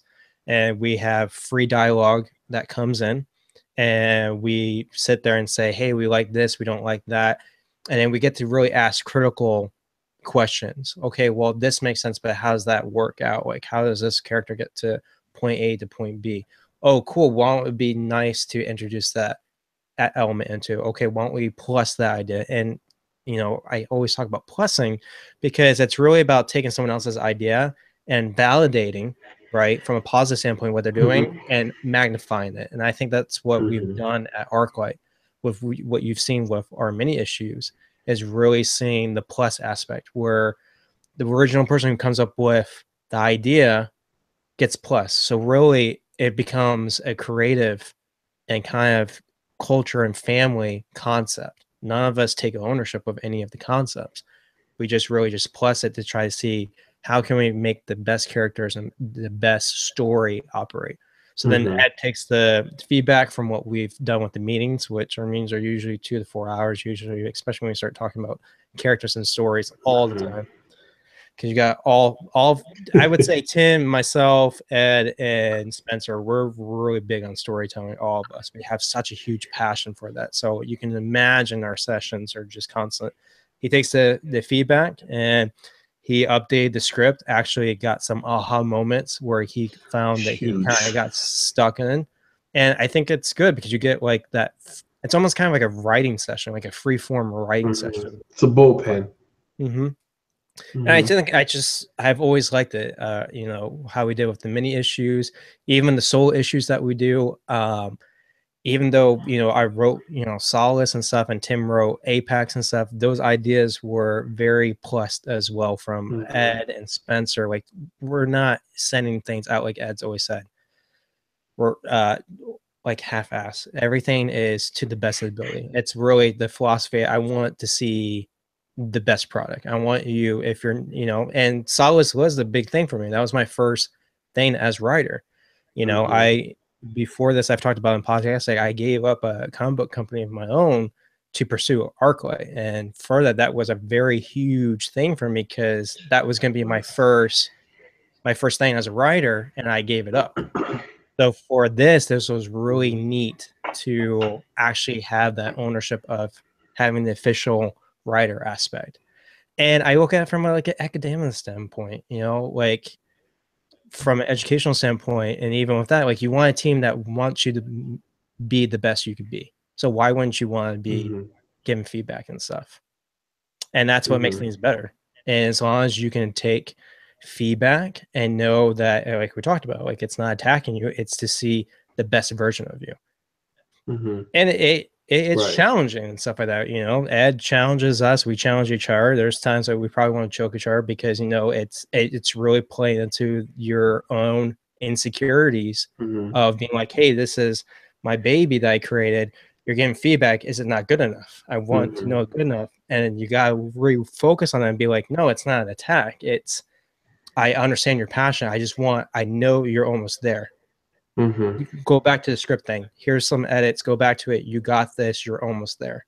And that's the way to do it, is just to really get over the ego aspect. And that's what we're doing with the arcs. And we've had sessions where the characters are heading future down the line with things, and everything is that actually I got asked that at the con at Hero Nation.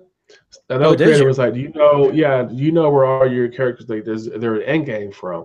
I was like, yeah, we have different markers. We know where they'll be for a year from now, 3 years from now, 5 years from now, 20 years from now. And it isn't to create like a rigid structure. It's to just give us these, a guide, like pillars. If we lose our way, this is where we're supposed to go back. We can have some fun between each one of them, but this is where we're supposed to be headed. But yeah, so book one is currently being written. I'm still fleshing out Act 1. After we did the first session, and then you showed me those YouTube videos, that really like helped me out a lot. And then I went back into Dramatica and watched. I think I sat here for like 5 hours watching those videos, and then I'll watch it and then apply it, and then watch another one and then apply it, and then going through that rhythm.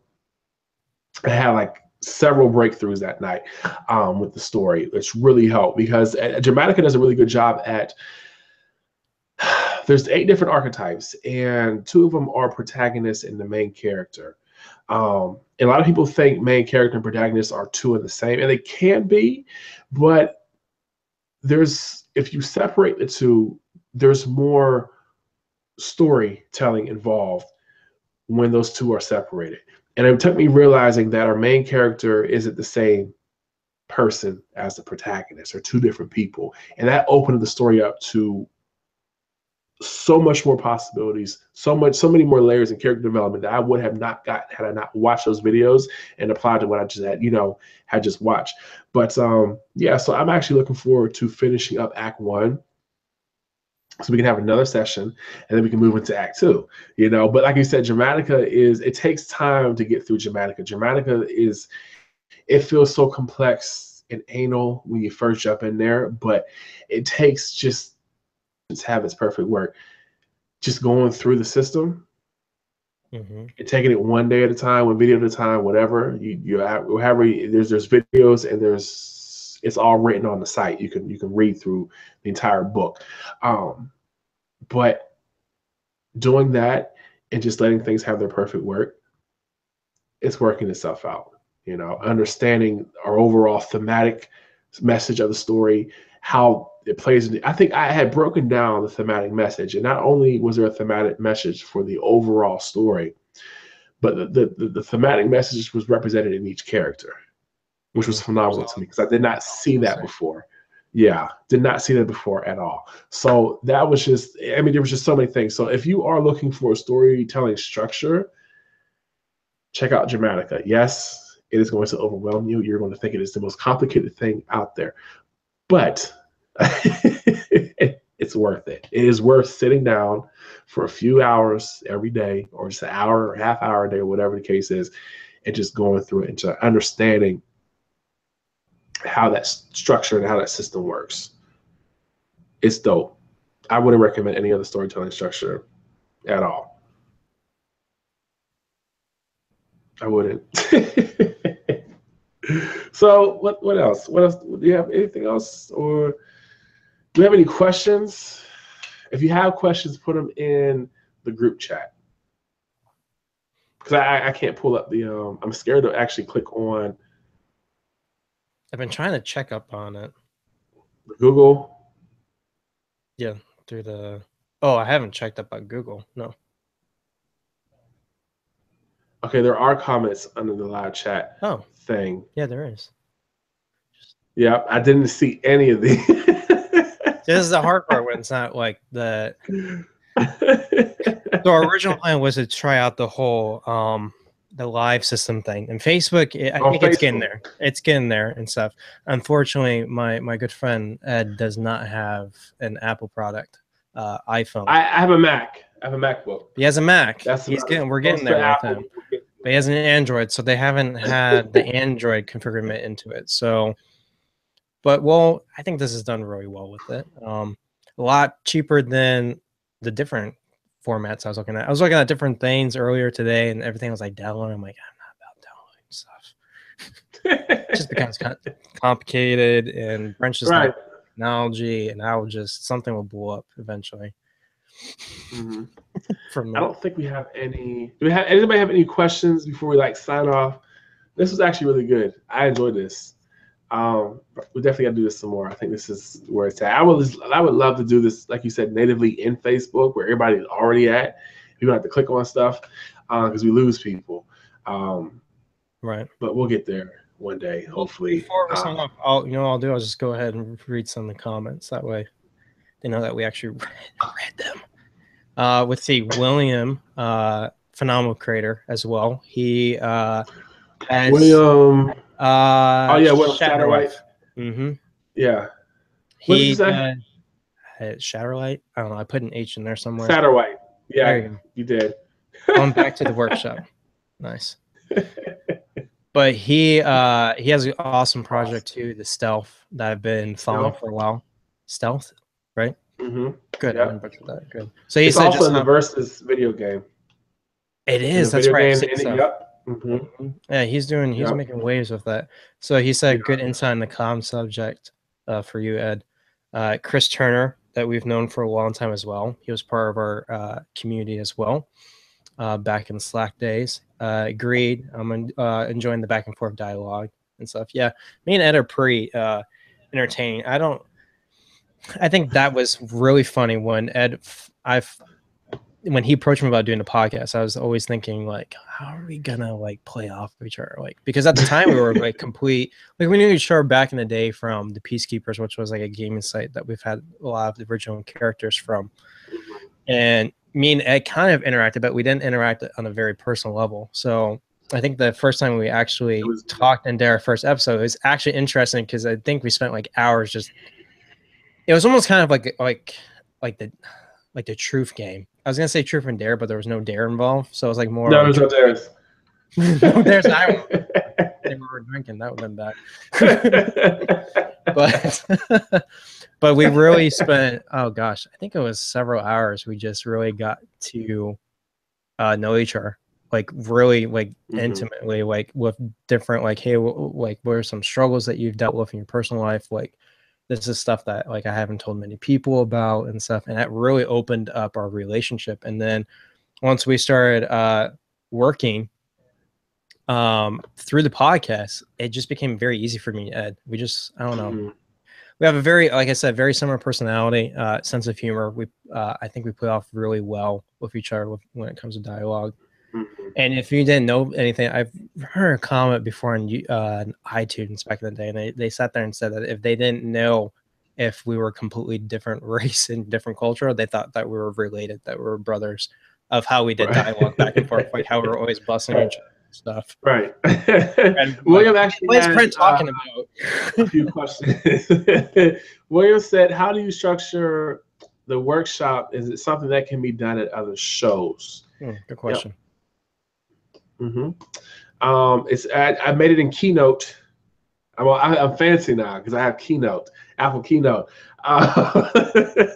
But yeah, it's I have that thing well rehearsed, and it'll only get better. Now I had to truncate it a bit because we were pressed for time, and they got a late start because there was a lot of stuff going on. But I think from beginning to end, it was about 25 minutes, 25, 30 minutes. I could stretch it out to an hour or whatever. It is a long time. 30 minutes is a long time. It is a long time. But, you know, the funny thing is, I thought that I wasn't able to stretch it out because at first he asked me for an hour. And I was like, okay, hell, God, I can't do an hour. No way. And then you got magic tricks. Hey. Finished it, right. I finished it, and as I rehearsed it, I was like, I kept hitting an hour. I was like, God dang it. Like, it was actually an hour's worth of content out. So I had to cram everything in half an hour, but it actually ended up working out. And then Universal Fan Con, I want to say Baltimore. It is in Baltimore. Don't quote me on that. I do not know when it is. I just know it's coming next year. You're so nice to him, man. I asked about the con the other day through Slack, man. That's like, just Google it. I was like, you asked me right after I was getting off the heels of the convention. I thought you knew, bro. You're like a Comic-Con man now. 2 slices of pizza that entire day. It's just so like, funny. Google it. I was like, all right. Damn. Good job. All right. It's fun. It's like, really? We're going to only post some of our Slack conversations, man. It's hysterical what we talk about. I think I'm actually really excited next year about the cons. I really wanted to go to this con, and I really was thinking, oh, there you go. Thanks, Dave. Yeah, Dave just posted it. April 27th. There you go. But I really wanted to go, and unfortunately, like, I'm so strapped with everything. So I'm so excited with next year because that's why I think I keep asking. I'm free. I don't have school no more. That's amazing. Right. I'm not right. Not slave to the school system. Right. We'll keep our ear to the ground. I just think like some of the bigger cons, New York Comic Con, San Diego Comic Con. I'm not too pressed to get to those yet because nobody knows who we are. Which is ironic that I say that because people at Hero Nation knew who we are. That's a small con. But I feel like we need to have more of and I could be very wrong about this, but we need to have more of a substantial audience before we go to those bigger cons, because the tables cost way more than $50. I think I'm excited about Universal Fan Con is because it's about the fans. It's an independent movement. Therefore, there's going to be a lot of independent creators there, a lot of independent vendors and things like that. It's for the people by the people, pretty much. Yeah. There's a different feeling and a different vibe to it. So I'm more willing to spend the $500 some, which I don't know where I'm going to pull that from, but we're going to find it anyway. And same for BlurCon. I'm going to find the money for us to get the BlurCon as well, and some of the other conventions that feel rather in the same regard as Universal Fan Con and Hero Nation and things like that. So we're going to just keep our ear to the ground and look for cons that are in line with that and try to get to as many as we can. I would hope that we would have enough money to where maybe not pay for everybody's entire trip, but help it offset some things, Like I said, I'm rebranding. Like I told y'all today, I'm rebranding my design business. As my colleague said today, I could be charging upwards of $30,000 for projects. I have the skill sets, I have the resume, I have the credentials, this, that, the other. She said, I don't know why you're not doing it already. That's like, tell me something I don't know. Come on now. Right. I don't know So I've been going through the process of rebranding and repositioning and pivoting that business. I brought on 2 new partners to help me with that venture to get there. So hopefully we'll have enough money, to get where we get to next year. So yeah. Data's mentioned animation. That's another thing that everybody mentioned. I had to put this brush down. Everybody mentioned at the con. They were like, "Is this a cartoon?" They're like, "Is this a cartoon? Is it going to be a cartoon one day?" There's so much interest for it to be a cartoon. It blew my mind. It was crazy. It's like, yeah, one day. Not right now, but one day. Do you know someone that will financial and donate money? Right. Yeah, I think the big thing, I think our retransitioning from, when you look at 2016, I was just thinking about it, to 2017, what we've really changed, and just really excited about 2018. I think we're in a very good position. We already did the con scene, we did the workshop, and I really think that next year, I think we'll get the funds and stuff, and I think the con thing will just be fun. I really say, and that's why I'm like really super excited to be finally done with school and finally have like stable work by then and be able to save money. And I can't wait because I think the con experience will be fun. Like when Ed was like talking about and stuff like that, I get so excited with that. I'm like, I would have had so much fun just being there interacting. Fun. Right. It's taxing at the same time now. Like I said, but you were doing it by yourself too. I mean, it's a different aspect when it's right there with you. Right. And how we always just talk about, like, because we went to New York Comic Con, how people just kind of sit at the table and like stare at you and don't say anything, and how annoying that was. It's like, open up your mouth. Don't complain and say nobody came to the table. You can take the time to open up your mouth and invite people into your table. That's why I stood up the whole time. And everybody that walked past, even if they didn't even look like they were interested, I still held some bit of a conversation. You know what I'm saying? Like, come here. Right. Like, how's your day going? Are you liking the con so far? What are you guys excited about? This, that, together. Like, we just have just a general conversation.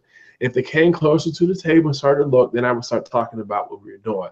But everybody who walked past, hi, how are you? How's your day going? Did you get something to eat? This is that and the other.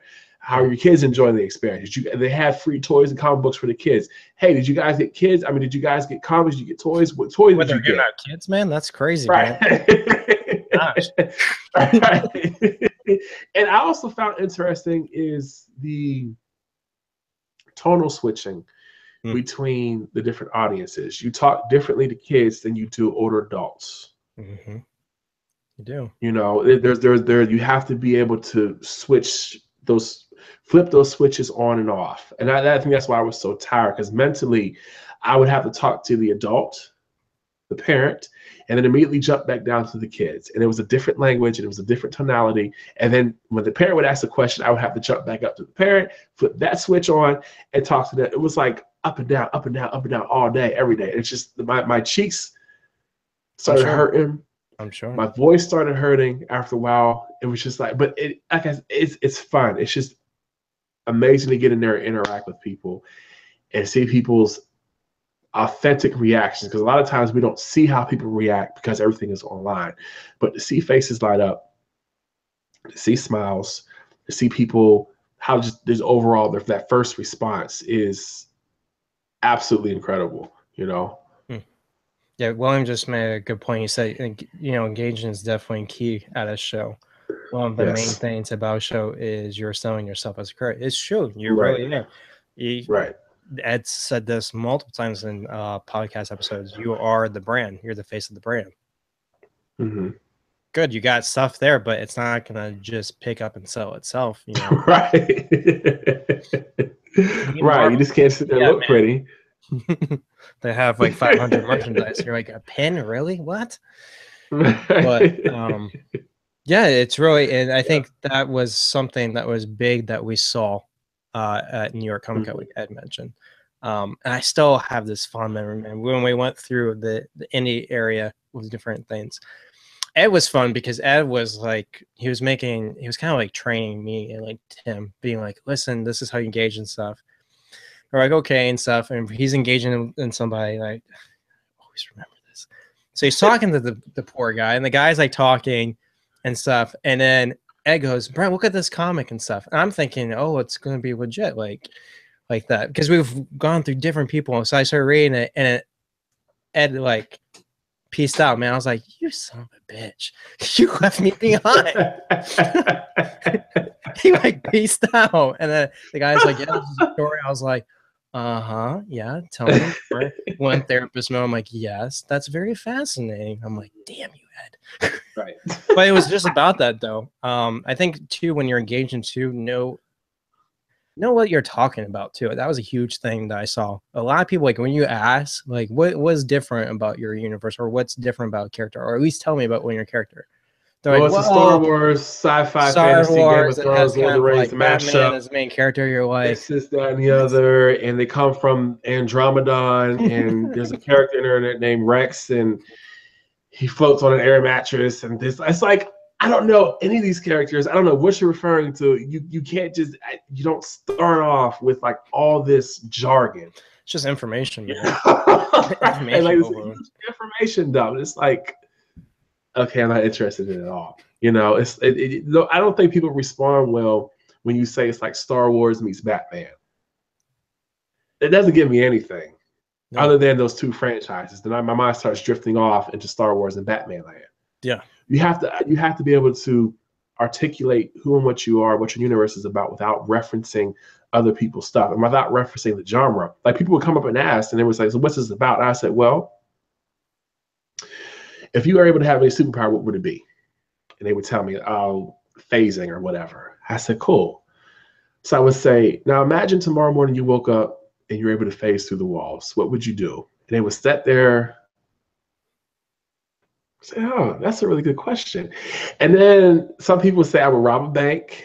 Some people say I would pull pranks on people or whatever. And they would have like this dialogue with either me or their group of friends. Like, I would do this, I would do that. Mm-hmm. And then I would say, well, that's what we're exploring in our universe. We're actually telling the story of what would happen if humanity woke up tomorrow with superpowers. How much chaos, how much destruction would take place. We all would like to think that we would be superheroes, that we would be out there saving the day. But what happens is our humanity actually comes into play. And when we're when we are in poverty, when we're hungry, when we're going through things, we destroy each other's lives now without superpowers. So what do you imagine what would happen if we had them? And it's like, oh, that's dope. This is that and the other. Like, this is a really interesting concept. You have to pull people into that world. You have to, and we practice this. This isn't something that just came up on the spot. You have to understand and intrinsically know what your universe is and how to pull people into that world.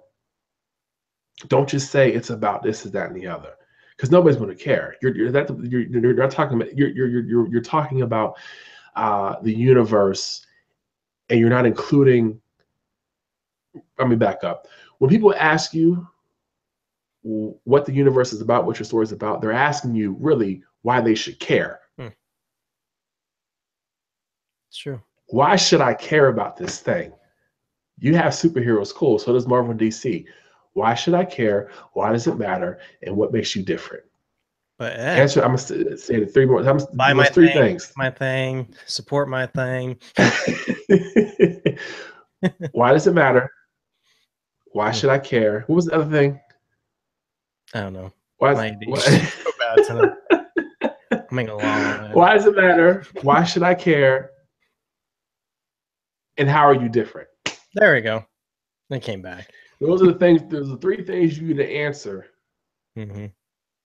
to when people ask you, "What is this about?" And you just actually project it with confidence. I see some people stumbling over their words, just lacking confidence, It's not like sure how to communicate. Right. This is your thing. You know them. Right. It's your idea. Right. Oh, this character is kind of like Luke Skywalker, and he's kind of like Dumbledore a little bit, this, that, and the other. It's just like, no. This character teaches us the importance of faith. This character teaches us that second chances should be afforded to everybody. That redemption is important. It is obtainable through everybody. This character is going to show you how to reach your maximum potential. This character, even in his lack of having no arms and legs, he's going to show you that you can still make a difference in the world. He teaches us about hope. And that's exactly what I said too. And when people would ask, like that's how I communicated the characters. And it's just like they get so engulfed in that and how that's articulated and communicated that the names of the characters never even come up. Yeah. And if they do come up, they ask what the names of the characters are. So what's his name? What does he do? And then we can go into the conversation. But you have to find a way to bring people into these worlds without dropping so much jargon and universal knowledge that you have that other people don't have. When I say Batman, when I say Catwoman, when I say Gotham, Metropolis, you have a reference. There's a context attached to those things. Yeah. When I say Cartwright Industries, when I say Octavius Cartwright, when I say Felix Hermosa, when I say Ji Yang, there's absolutely no context to that whatsoever. You don't care, you know? So you have to keep in mind those things, you know, when people ask what's going on. I think Chris posted. Yep. The one thing that I figured out over the years is that drawing comparisons to existing properties, what we were just talking about, is something that a lot of people do, creators and fans alike. I've always found that interesting, but I understand it. Comparisons seem to help a lot of people digest information. I think it does to an extent. I think to that. I think what me and Ed are really going at with an emphasis is really, you really don't want within the first conversation when someone sits there and says, "Oh, this character is Luke Skywalker with Batman's background and stuff." For that instant, with me being the visual person, I just imagine two existing properties and trying to figure out how would I mash them in my head, and I'm already in La La Land with that. So I'm already lost in my train of thought, where it's different than you're having a conversation like Ed saying, you know, would you ever believe that there would be a character that without arms and legs could make a difference? Oh, I don't know, and stuff. Yeah. How do you overcome personal struggles, or thinking that you got the shit sick of the end of life constantly, but yet at the end of the day, you still want to make a difference. You feel like that's your purpose. That's your belief. And no matter what you want to do, you want that to be your purpose in life. So what are you going to do about it? And that's who Solace is. Noah Novak is the person who wants to sit there and say, I'm not going to give up on life. I'm not going to be sadistic. I am not going to go down that route. I'm going to do something with it. I'm going to make myself, even though I appear that I can't do anything because it might seem impossible, to make it possible. Because in my reality, in my perspective, it is possible. I can do anything I want to.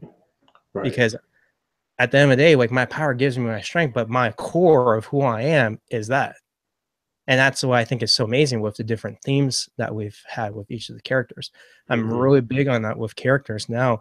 even with my side projects that I work outside of ArcLight, is really finding these themes with characters. Why do people need to believe in them? Why do they need to sit there and care? What is the emotional component? And to Chris's point, where he said that comparisons help people digest information, that's one of the reasons why we're so big on when you see Tremor, there's faith attached to it. When you see Braxton, there's second chances attached to it. There's this word, this general word that everybody has some type of context attached to it. We say family and apex. Well, you have your family experiences are maybe different from mine, but we both understand the notion of family.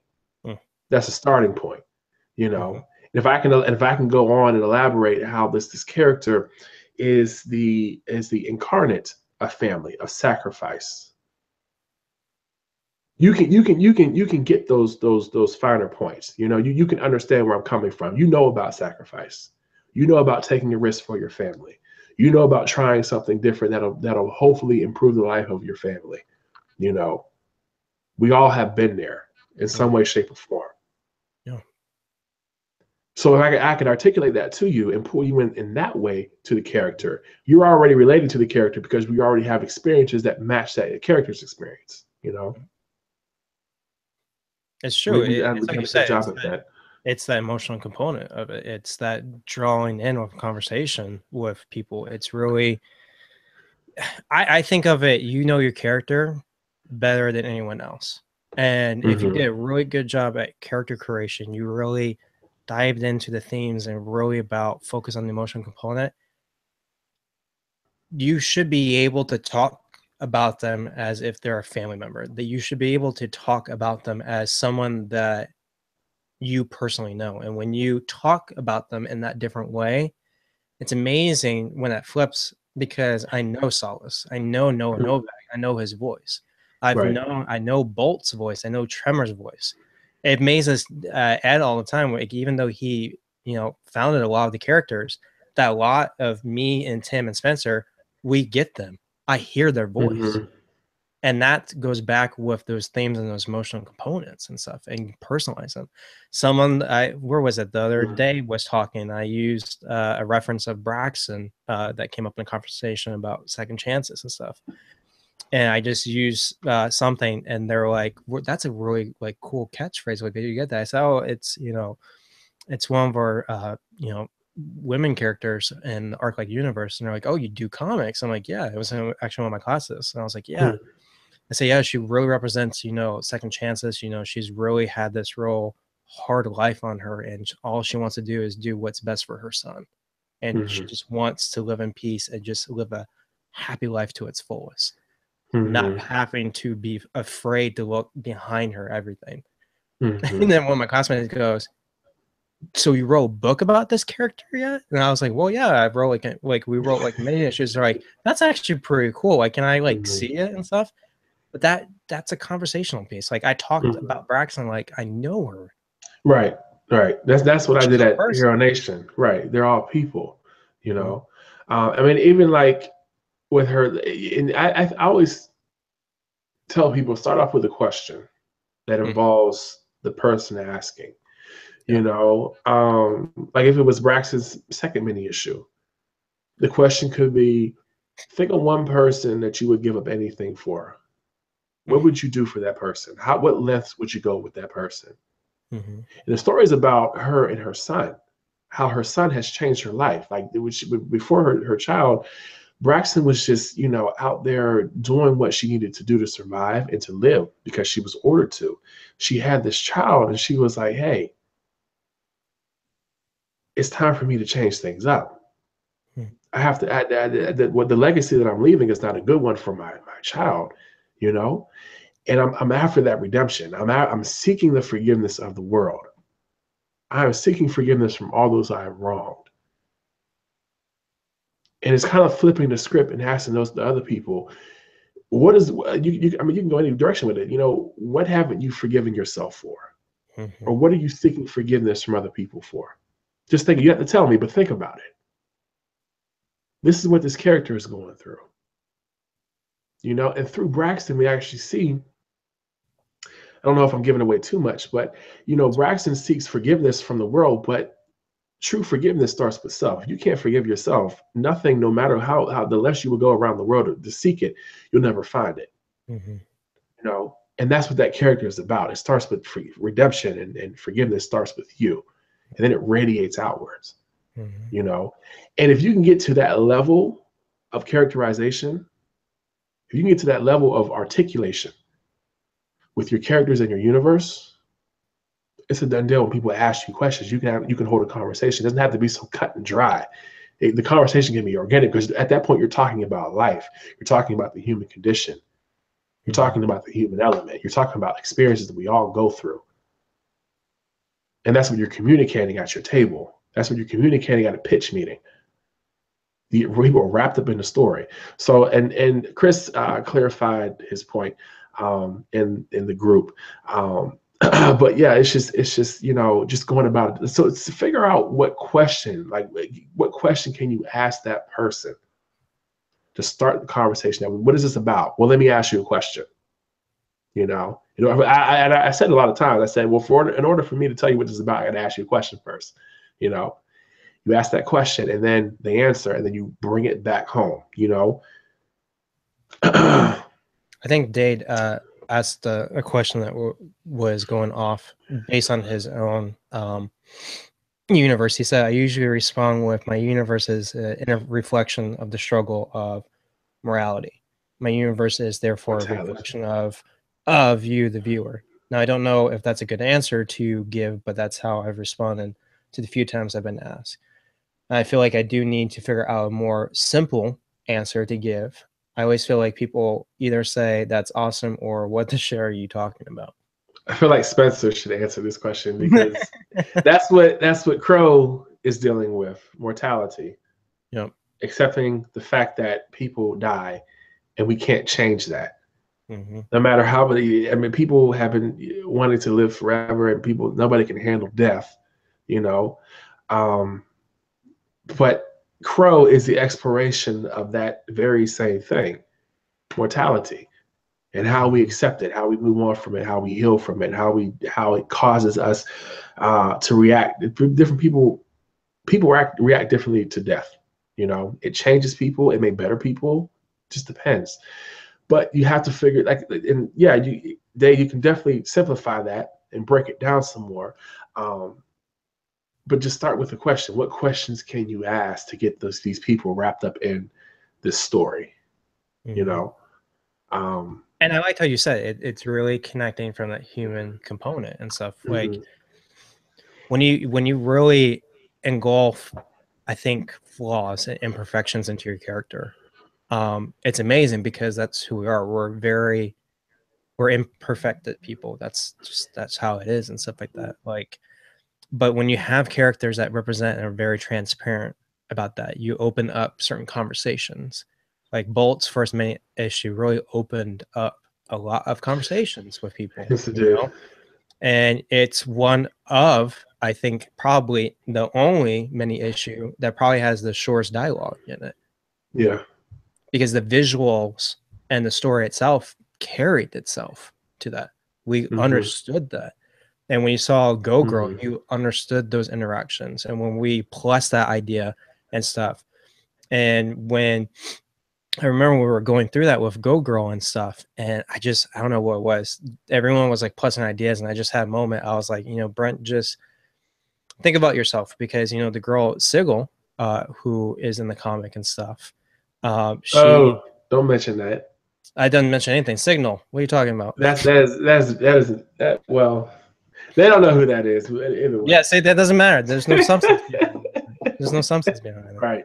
I said it for you because you need to know who I'm referencing to. Right. You could have said the redhead girl. That's archetyping, man. That's being stereotypical. What about the redhead? We're identifying a little girl based on her hair color. Anyway, so they get to a point where they're having the conversation and stuff, and I think when you employ your imperfections into it, like I'm in recovery from self-harm and stuff, and I've been free from that from about 8 years, but I've had recurrent struggles with that. That's just something I've always struggled with. So when that dialogue came, I really was able to engulf myself into the redheaded girl, and I was really able to get there and understood that bullying concept. And we all understood that because every one of us on the team understands what bullying is all about. Mm-hmm.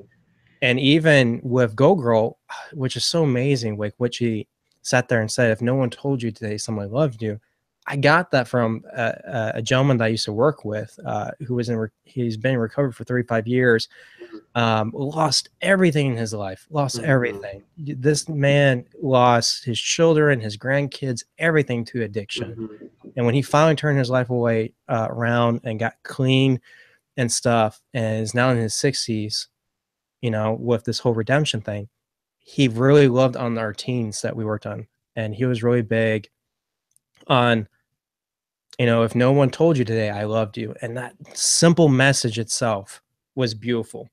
And it makes such a huge impact. And I think that really played into Go Girl and who she was.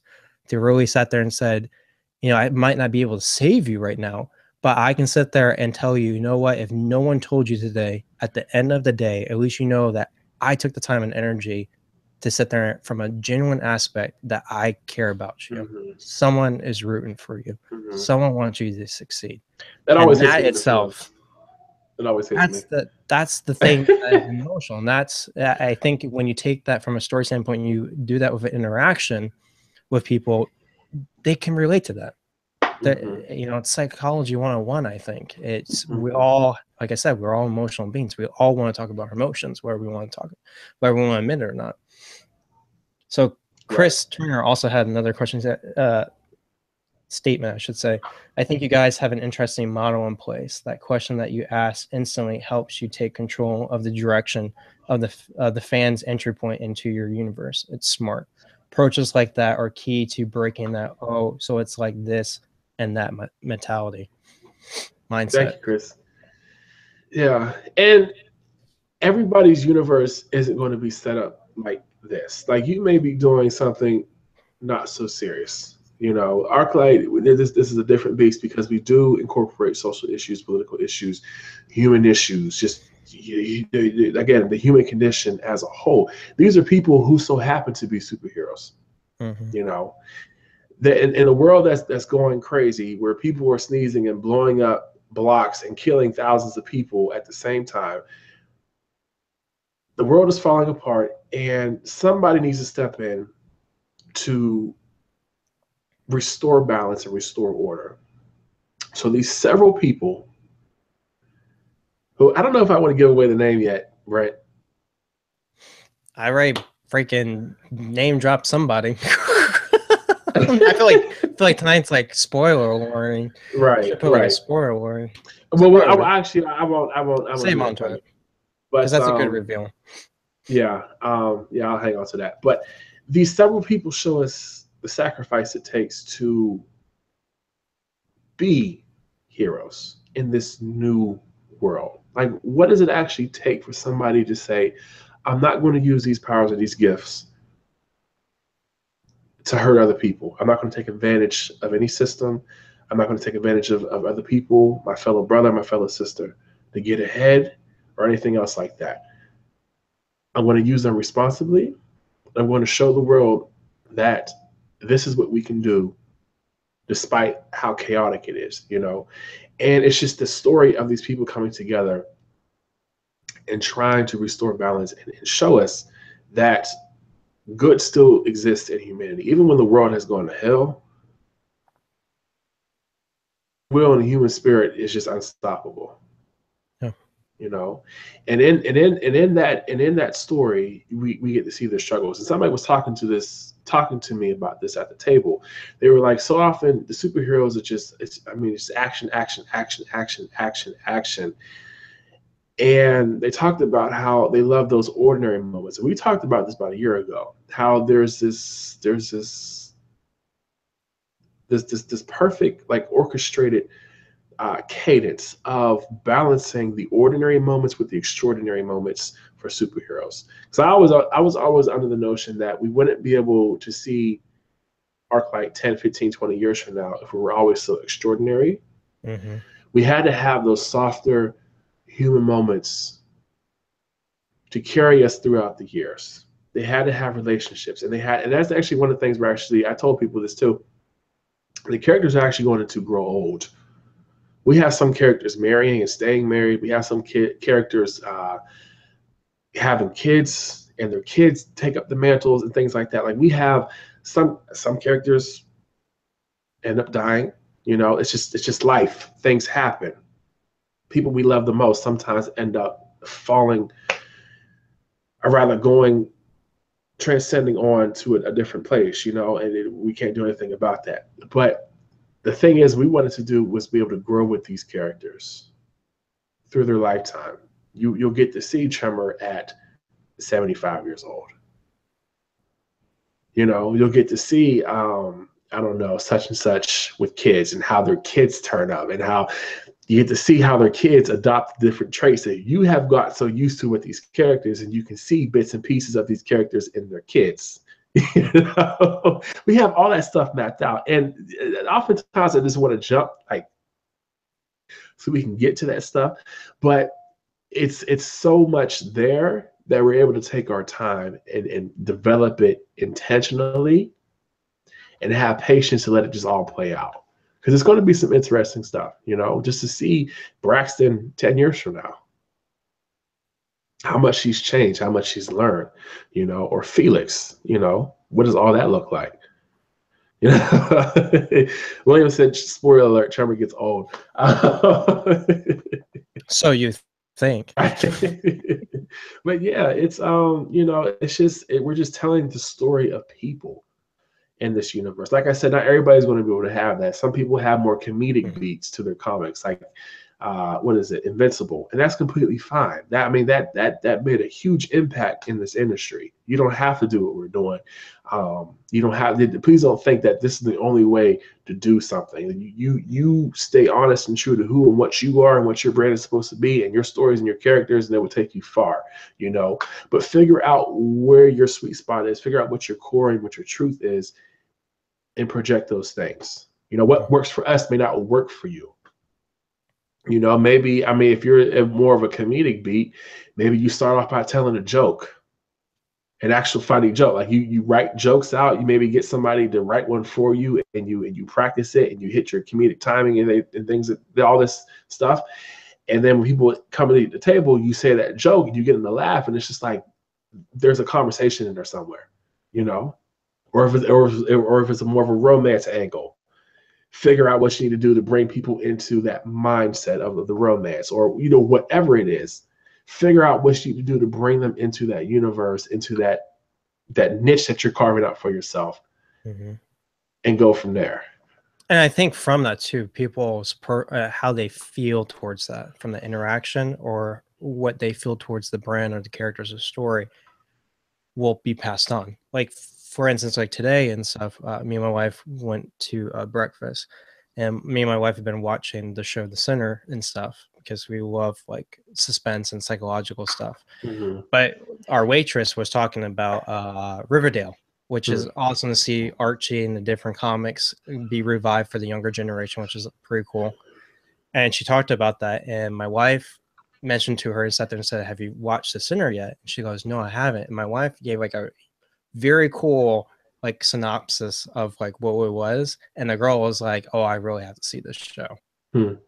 And that was itself, no, we don't have any type of, I'm not the creator of The Sinner, I'm not the author and stuff, but when you get people passionate enough about that and they feel something, they are able to project that into other people, where that becomes word of mouth, and then that itself is a beautiful marketing thing where people can hear it and sit there and say, "Oh, I heard about Arclight or this character from such and such. Like they told me about them." And then that in itself is so beautiful, because then your message is being reinforced, but then also it's being projected from someone else's word of mouth and how they feel about it. Right. I think there's something in here, Brent, where we can like have like another live session on pitching. And we're not experts at this. I really was just doing what we felt was right and what was natural. And, you know, having been to conventions before, and people were standing at people's table and they start off with, this is like X and Y, and this is I don't know, Equifax from the land of, I don't know, Geico or something like that, just naming all this stuff. And it's just like, I remember I was at New York Comic Con, and they would, everybody did that. And like 5-10 seconds in, we were just like, we're ready to go. And the amazing thing was when they asked us what we were doing, it almost felt like they were more captivated by what we were saying at their table. Mm-hmm. Which was fascinating to me, because I think they could tell we were checking out. I was doing my best to be respectful and whatnot, but it was just like when you start off with all that name dropping when there's no context to things and the comparisons, just like, I have no interest in this whatsoever. To me, so that's why we don't do it. But if you feel like it gets you results. Mm-hmm. By all means, keep doing what works for you. That's the most important thing. Do what works for you. Well, just remember too, I just thought of something. You're the gatekeeper to your universe, your characters, and your brand. You are the gatekeeper. Mm-hmm. You are the first line of defense and the first person that will speak of the truth of it. Mm-hmm. And how you do that is huge. Let's see, Dade. Well, Chris said that was an interesting approach, though. I've only mentioned of it because I've noticed that trend comparisons for years. It's nice to see a different approach, and it is. It's very refreshing. It is. Day asks, I have a question. Do you think it's better to sometimes have characters that are all good or bad and have no gray area? I wouldn't call all our characters either all good or all bad. They're human, like we're human. We have things we do good, but we also do bad things that we don't tend to talk about. And I think you kind of see that in Braxton and Tremor. Tremor sees a lot of gray in people. Yeah, they may have that X, Y, and Z, but there's still something good about this person. Whereas Braxton, you're a murderer, you're bad. It isn't maybe that black and white, but she's very binary in her thinking, And I don't think people are very black and white either. I don't think we are. Mm-hmm. I don't think, because it's like we said, it's our imperfections, our flaws. It's like with Braxton, mm-hmm. she's going to, based on her life experience, she'll make choices that maybe Tremor might not agree with, or mm-hmm. she'll make choices that will contradict maybe something, Noah Solace believes in or has a thought about. And I wouldn't say that's more of the gray. I think that's more of just being human. Because mm-hmm. if you do think about it, like if we do have, okay, so what superpower would you have? I've always used this for groups as an icebreaker. I would always ask my clients, what superpower would you want? And someone would be, oh, I want telekinesis. Cool. So tell me something that you would do for the better of humanity with that. And they would be like, probably help with construction or be able to save someone's life. Awesome. What is something that you would do that would be selfish, that you would want to do? Mm-hmm.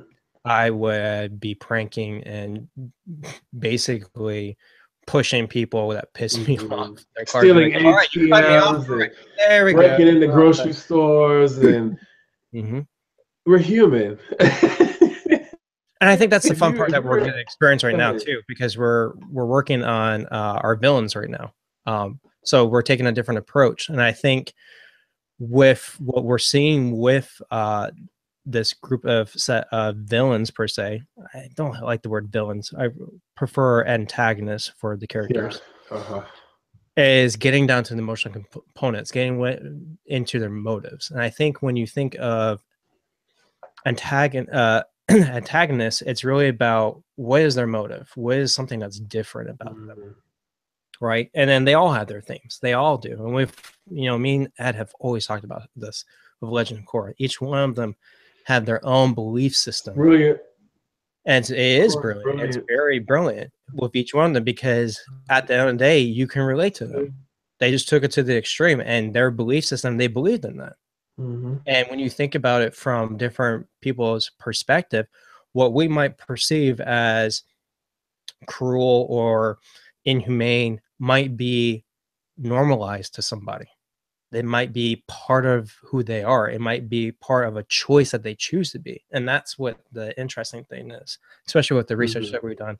And that's, where I come in with the psychology standpoint of bringing that stuff in. They said Magneto is a good example. Of he course. Really is. Yeah. Yeah. I think we actually, we bring him up a lot. But yeah, just approaching villains not so much as I want to take over the world or I want to kill everybody. Well, why? Villains, we know that this guy's a villain, but it's kind of like you don't have to make them. Don't concentrate on the bad things that they would do to make them a villain. I think the most interesting villains are those who believe they're right to just go about it the wrong way. It's like the core of villains. They all had a point. They just went about it the wrong way. They had valid reasons why they were doing what they were doing. It was important to understand their side of the argument and take it into consideration. It's just the way they went about it wasn't the best way. Same with Breaking Bad, Walter White. And some of the other, what is it, House of Cards, Frank Underwood. Yeah. These are... You root for Frank Underwood, and then you feel bad. You're like, the guy's a psychopath, and I'm rooting for the guy. Right. I want him to win. Those are the types of villains we've decided to. It's very hard to get that superhero, supervillain, arch nemesis dynamic with Arclight. I feel like sometimes because no one's just that good or that bad to be always opposing and clashing like that. It's just there's a lot of different moving pieces to our heroes and our villains, and I've never been able to put things in the context of superhero and arch nemesis and Arclight. It just doesn't work like that. Yeah. Everybody on their side is fighting for something that they believe in. It's just now they're just clashing, they're opposing, and people, when they really truly believe in something, they're going to clash, and you're going to take up for it with passion. And that's real because we see that now in our world. We see where we have opposing views from people, and that's. And that's, people believe in their truth and they believe it solidly with their whole upbringing and their justification based on their own life experience. Then to them, it's not wrong, Right. And I think that's what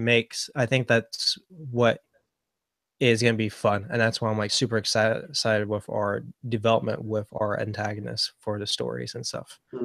Spencer's been doing a really good job heading that up. I'm just so glad to have y'all, and y'all just are here to take on projects. I can assign something out and just have no worries, and it'll just get done. That's awesome. This has been what, 2 hours? 2.5 hours. This is how our Skype meetings are. But like the energy is like on 1,000. Like we'll sit there for 4 hours and just do storytelling and character development for. Someone be like, I didn't eat. I need to go. Right. How long did y'all sit around and do the Crow art session? Oh, it was good. No, it was good. We had a meeting this week with Ed and without Ed, which was different, but it was fun though. It was after Hero Nation. It was after Hero Nation. He had an excuse, and so we're fun. We're like, I don't think he's ever missed a meeting before. He's always busting us about being late and stuff. And here he is. He's like, I'm still at church. I'm good, man. I'm like, we had a meeting like an hour and a half ago, bro. But no, it was good. Tim and Spence, I mean, like, just because Ed's not there doesn't mean the chemistry is not there. We designed the character stuff with Ed not being present.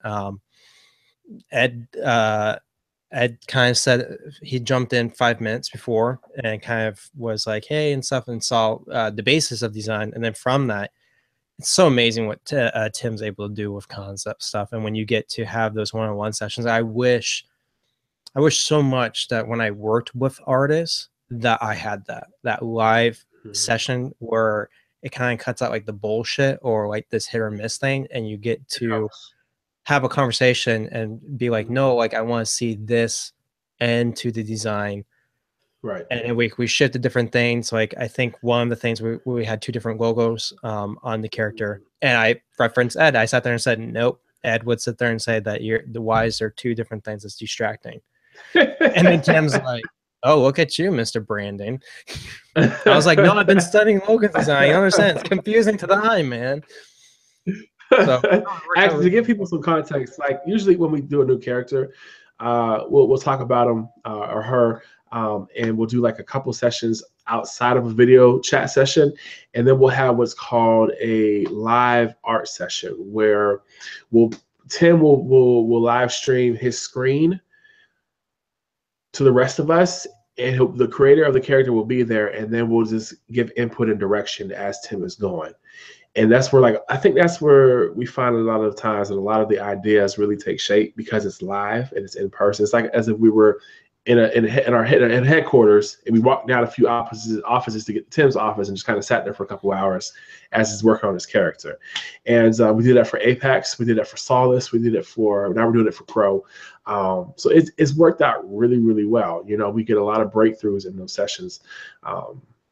So definitely, if you have a team or if you are hiring a freelance artist, see if you can schedule a session, do Hangouts or appearin.com, or I think it's just appear.in, or whatever other live video chat service there is, and say, hey, can I kind of just like sit with you and while you're doing a character and like give you some more ideas, this, that, and the other.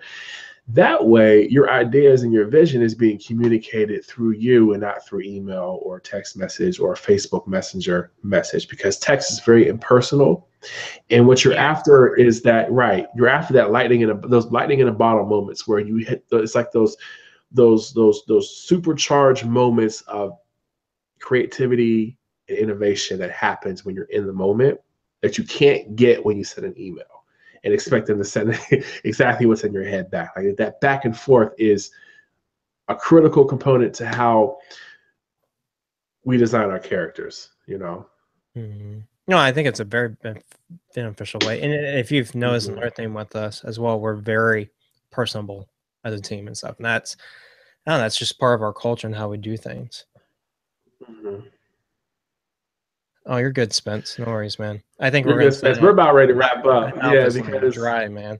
2.5 hours, man. And it's dry, and my legs are cramping up, and I'm hungry, and it's just like there's a lot of things going on right now, you know. So I would say with this, if everyone really liked this and stuff, let us know. We can do this more often. Another idea I was playing around with too is we can do once we start maybe figuring out a little bit more technology wise to get a couple more people. Maybe we could do some interviews with some of you guys as well as creators, or kind of have different subjects that you want to talk, and then we kind of do like a live session, and we just have a full-on conversation. People can just join, and we get to know each other a little bit more on a personal level than just you know, just the basic chit-chatting that goes on. Right. We can get 8 people up into a Google Hangout. So, yeah, let us know if anybody. Maybe we do it on Saturdays or Friday evenings or whatever. We'll just, like Brent said, pick a topic, storytelling, and then like one of us will facilitate it, and we'll let y'all run the show. You know, that's what we're here for. That's what this group is about. It's just sharing ideas, exchanging ideas, just getting everything all out in the open so everybody can learn from one another. You know, we can't move forward and progress as an independent movement if everything is so close to the vest. We have to be able to share ideas and be open to one another and just trade secrets. You know, no one's coming to steal your shine. No one's trying to tie you up or trump you up. Listen, you know? At the end of the day, your original idea isn't that great, John. Just let you know, you just gotta get over that. Once you figure that out, that your original idea is not original, everything's based off something, you're good. And I think that's a huge thing with indie creators is, hey, listen, we're, you know, start conversations, and we've started saying that with the community, do it. And, you know, we have theme days where we have different things, but if you want to start conversations or you see something work or you want to network with people, use it. That's what the community is about. We want it to be a very culture driven, very family structure of, hey, I don't know what to do with this. I had a problem with my Kickstarter with this thing. What do you guys recommend? Oh, hey, you know, I've used this in the past before. Cool. That's adding value and worth to somebody who needs it, you know? And that's what we want to do. We all want to see each other succeed and us produce the best versions. of ourselves and our creations. Right. All right. Well, this was dope. I appreciate all y'all tuning in. I apologize because we didn't realize there were YouTube comments here until like later. And then what? There's YouTube comments. Right. Yeah, there's YouTube comments on the main chat. But we will actually hopefully, like I said, technology improves with Facebook Live. We'll hopefully have these in the group, and we won't have any issues with comments and things like that. So thank y'all so much for tuning in. We will try to do this again. Ed, where can they reach us at? No, I'm just kidding. So, I had to.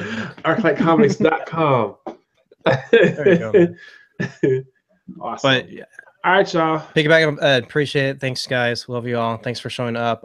If you see this later, throw more comments in. We'll chit chat as well. See you guys. All right. Bye. See ya.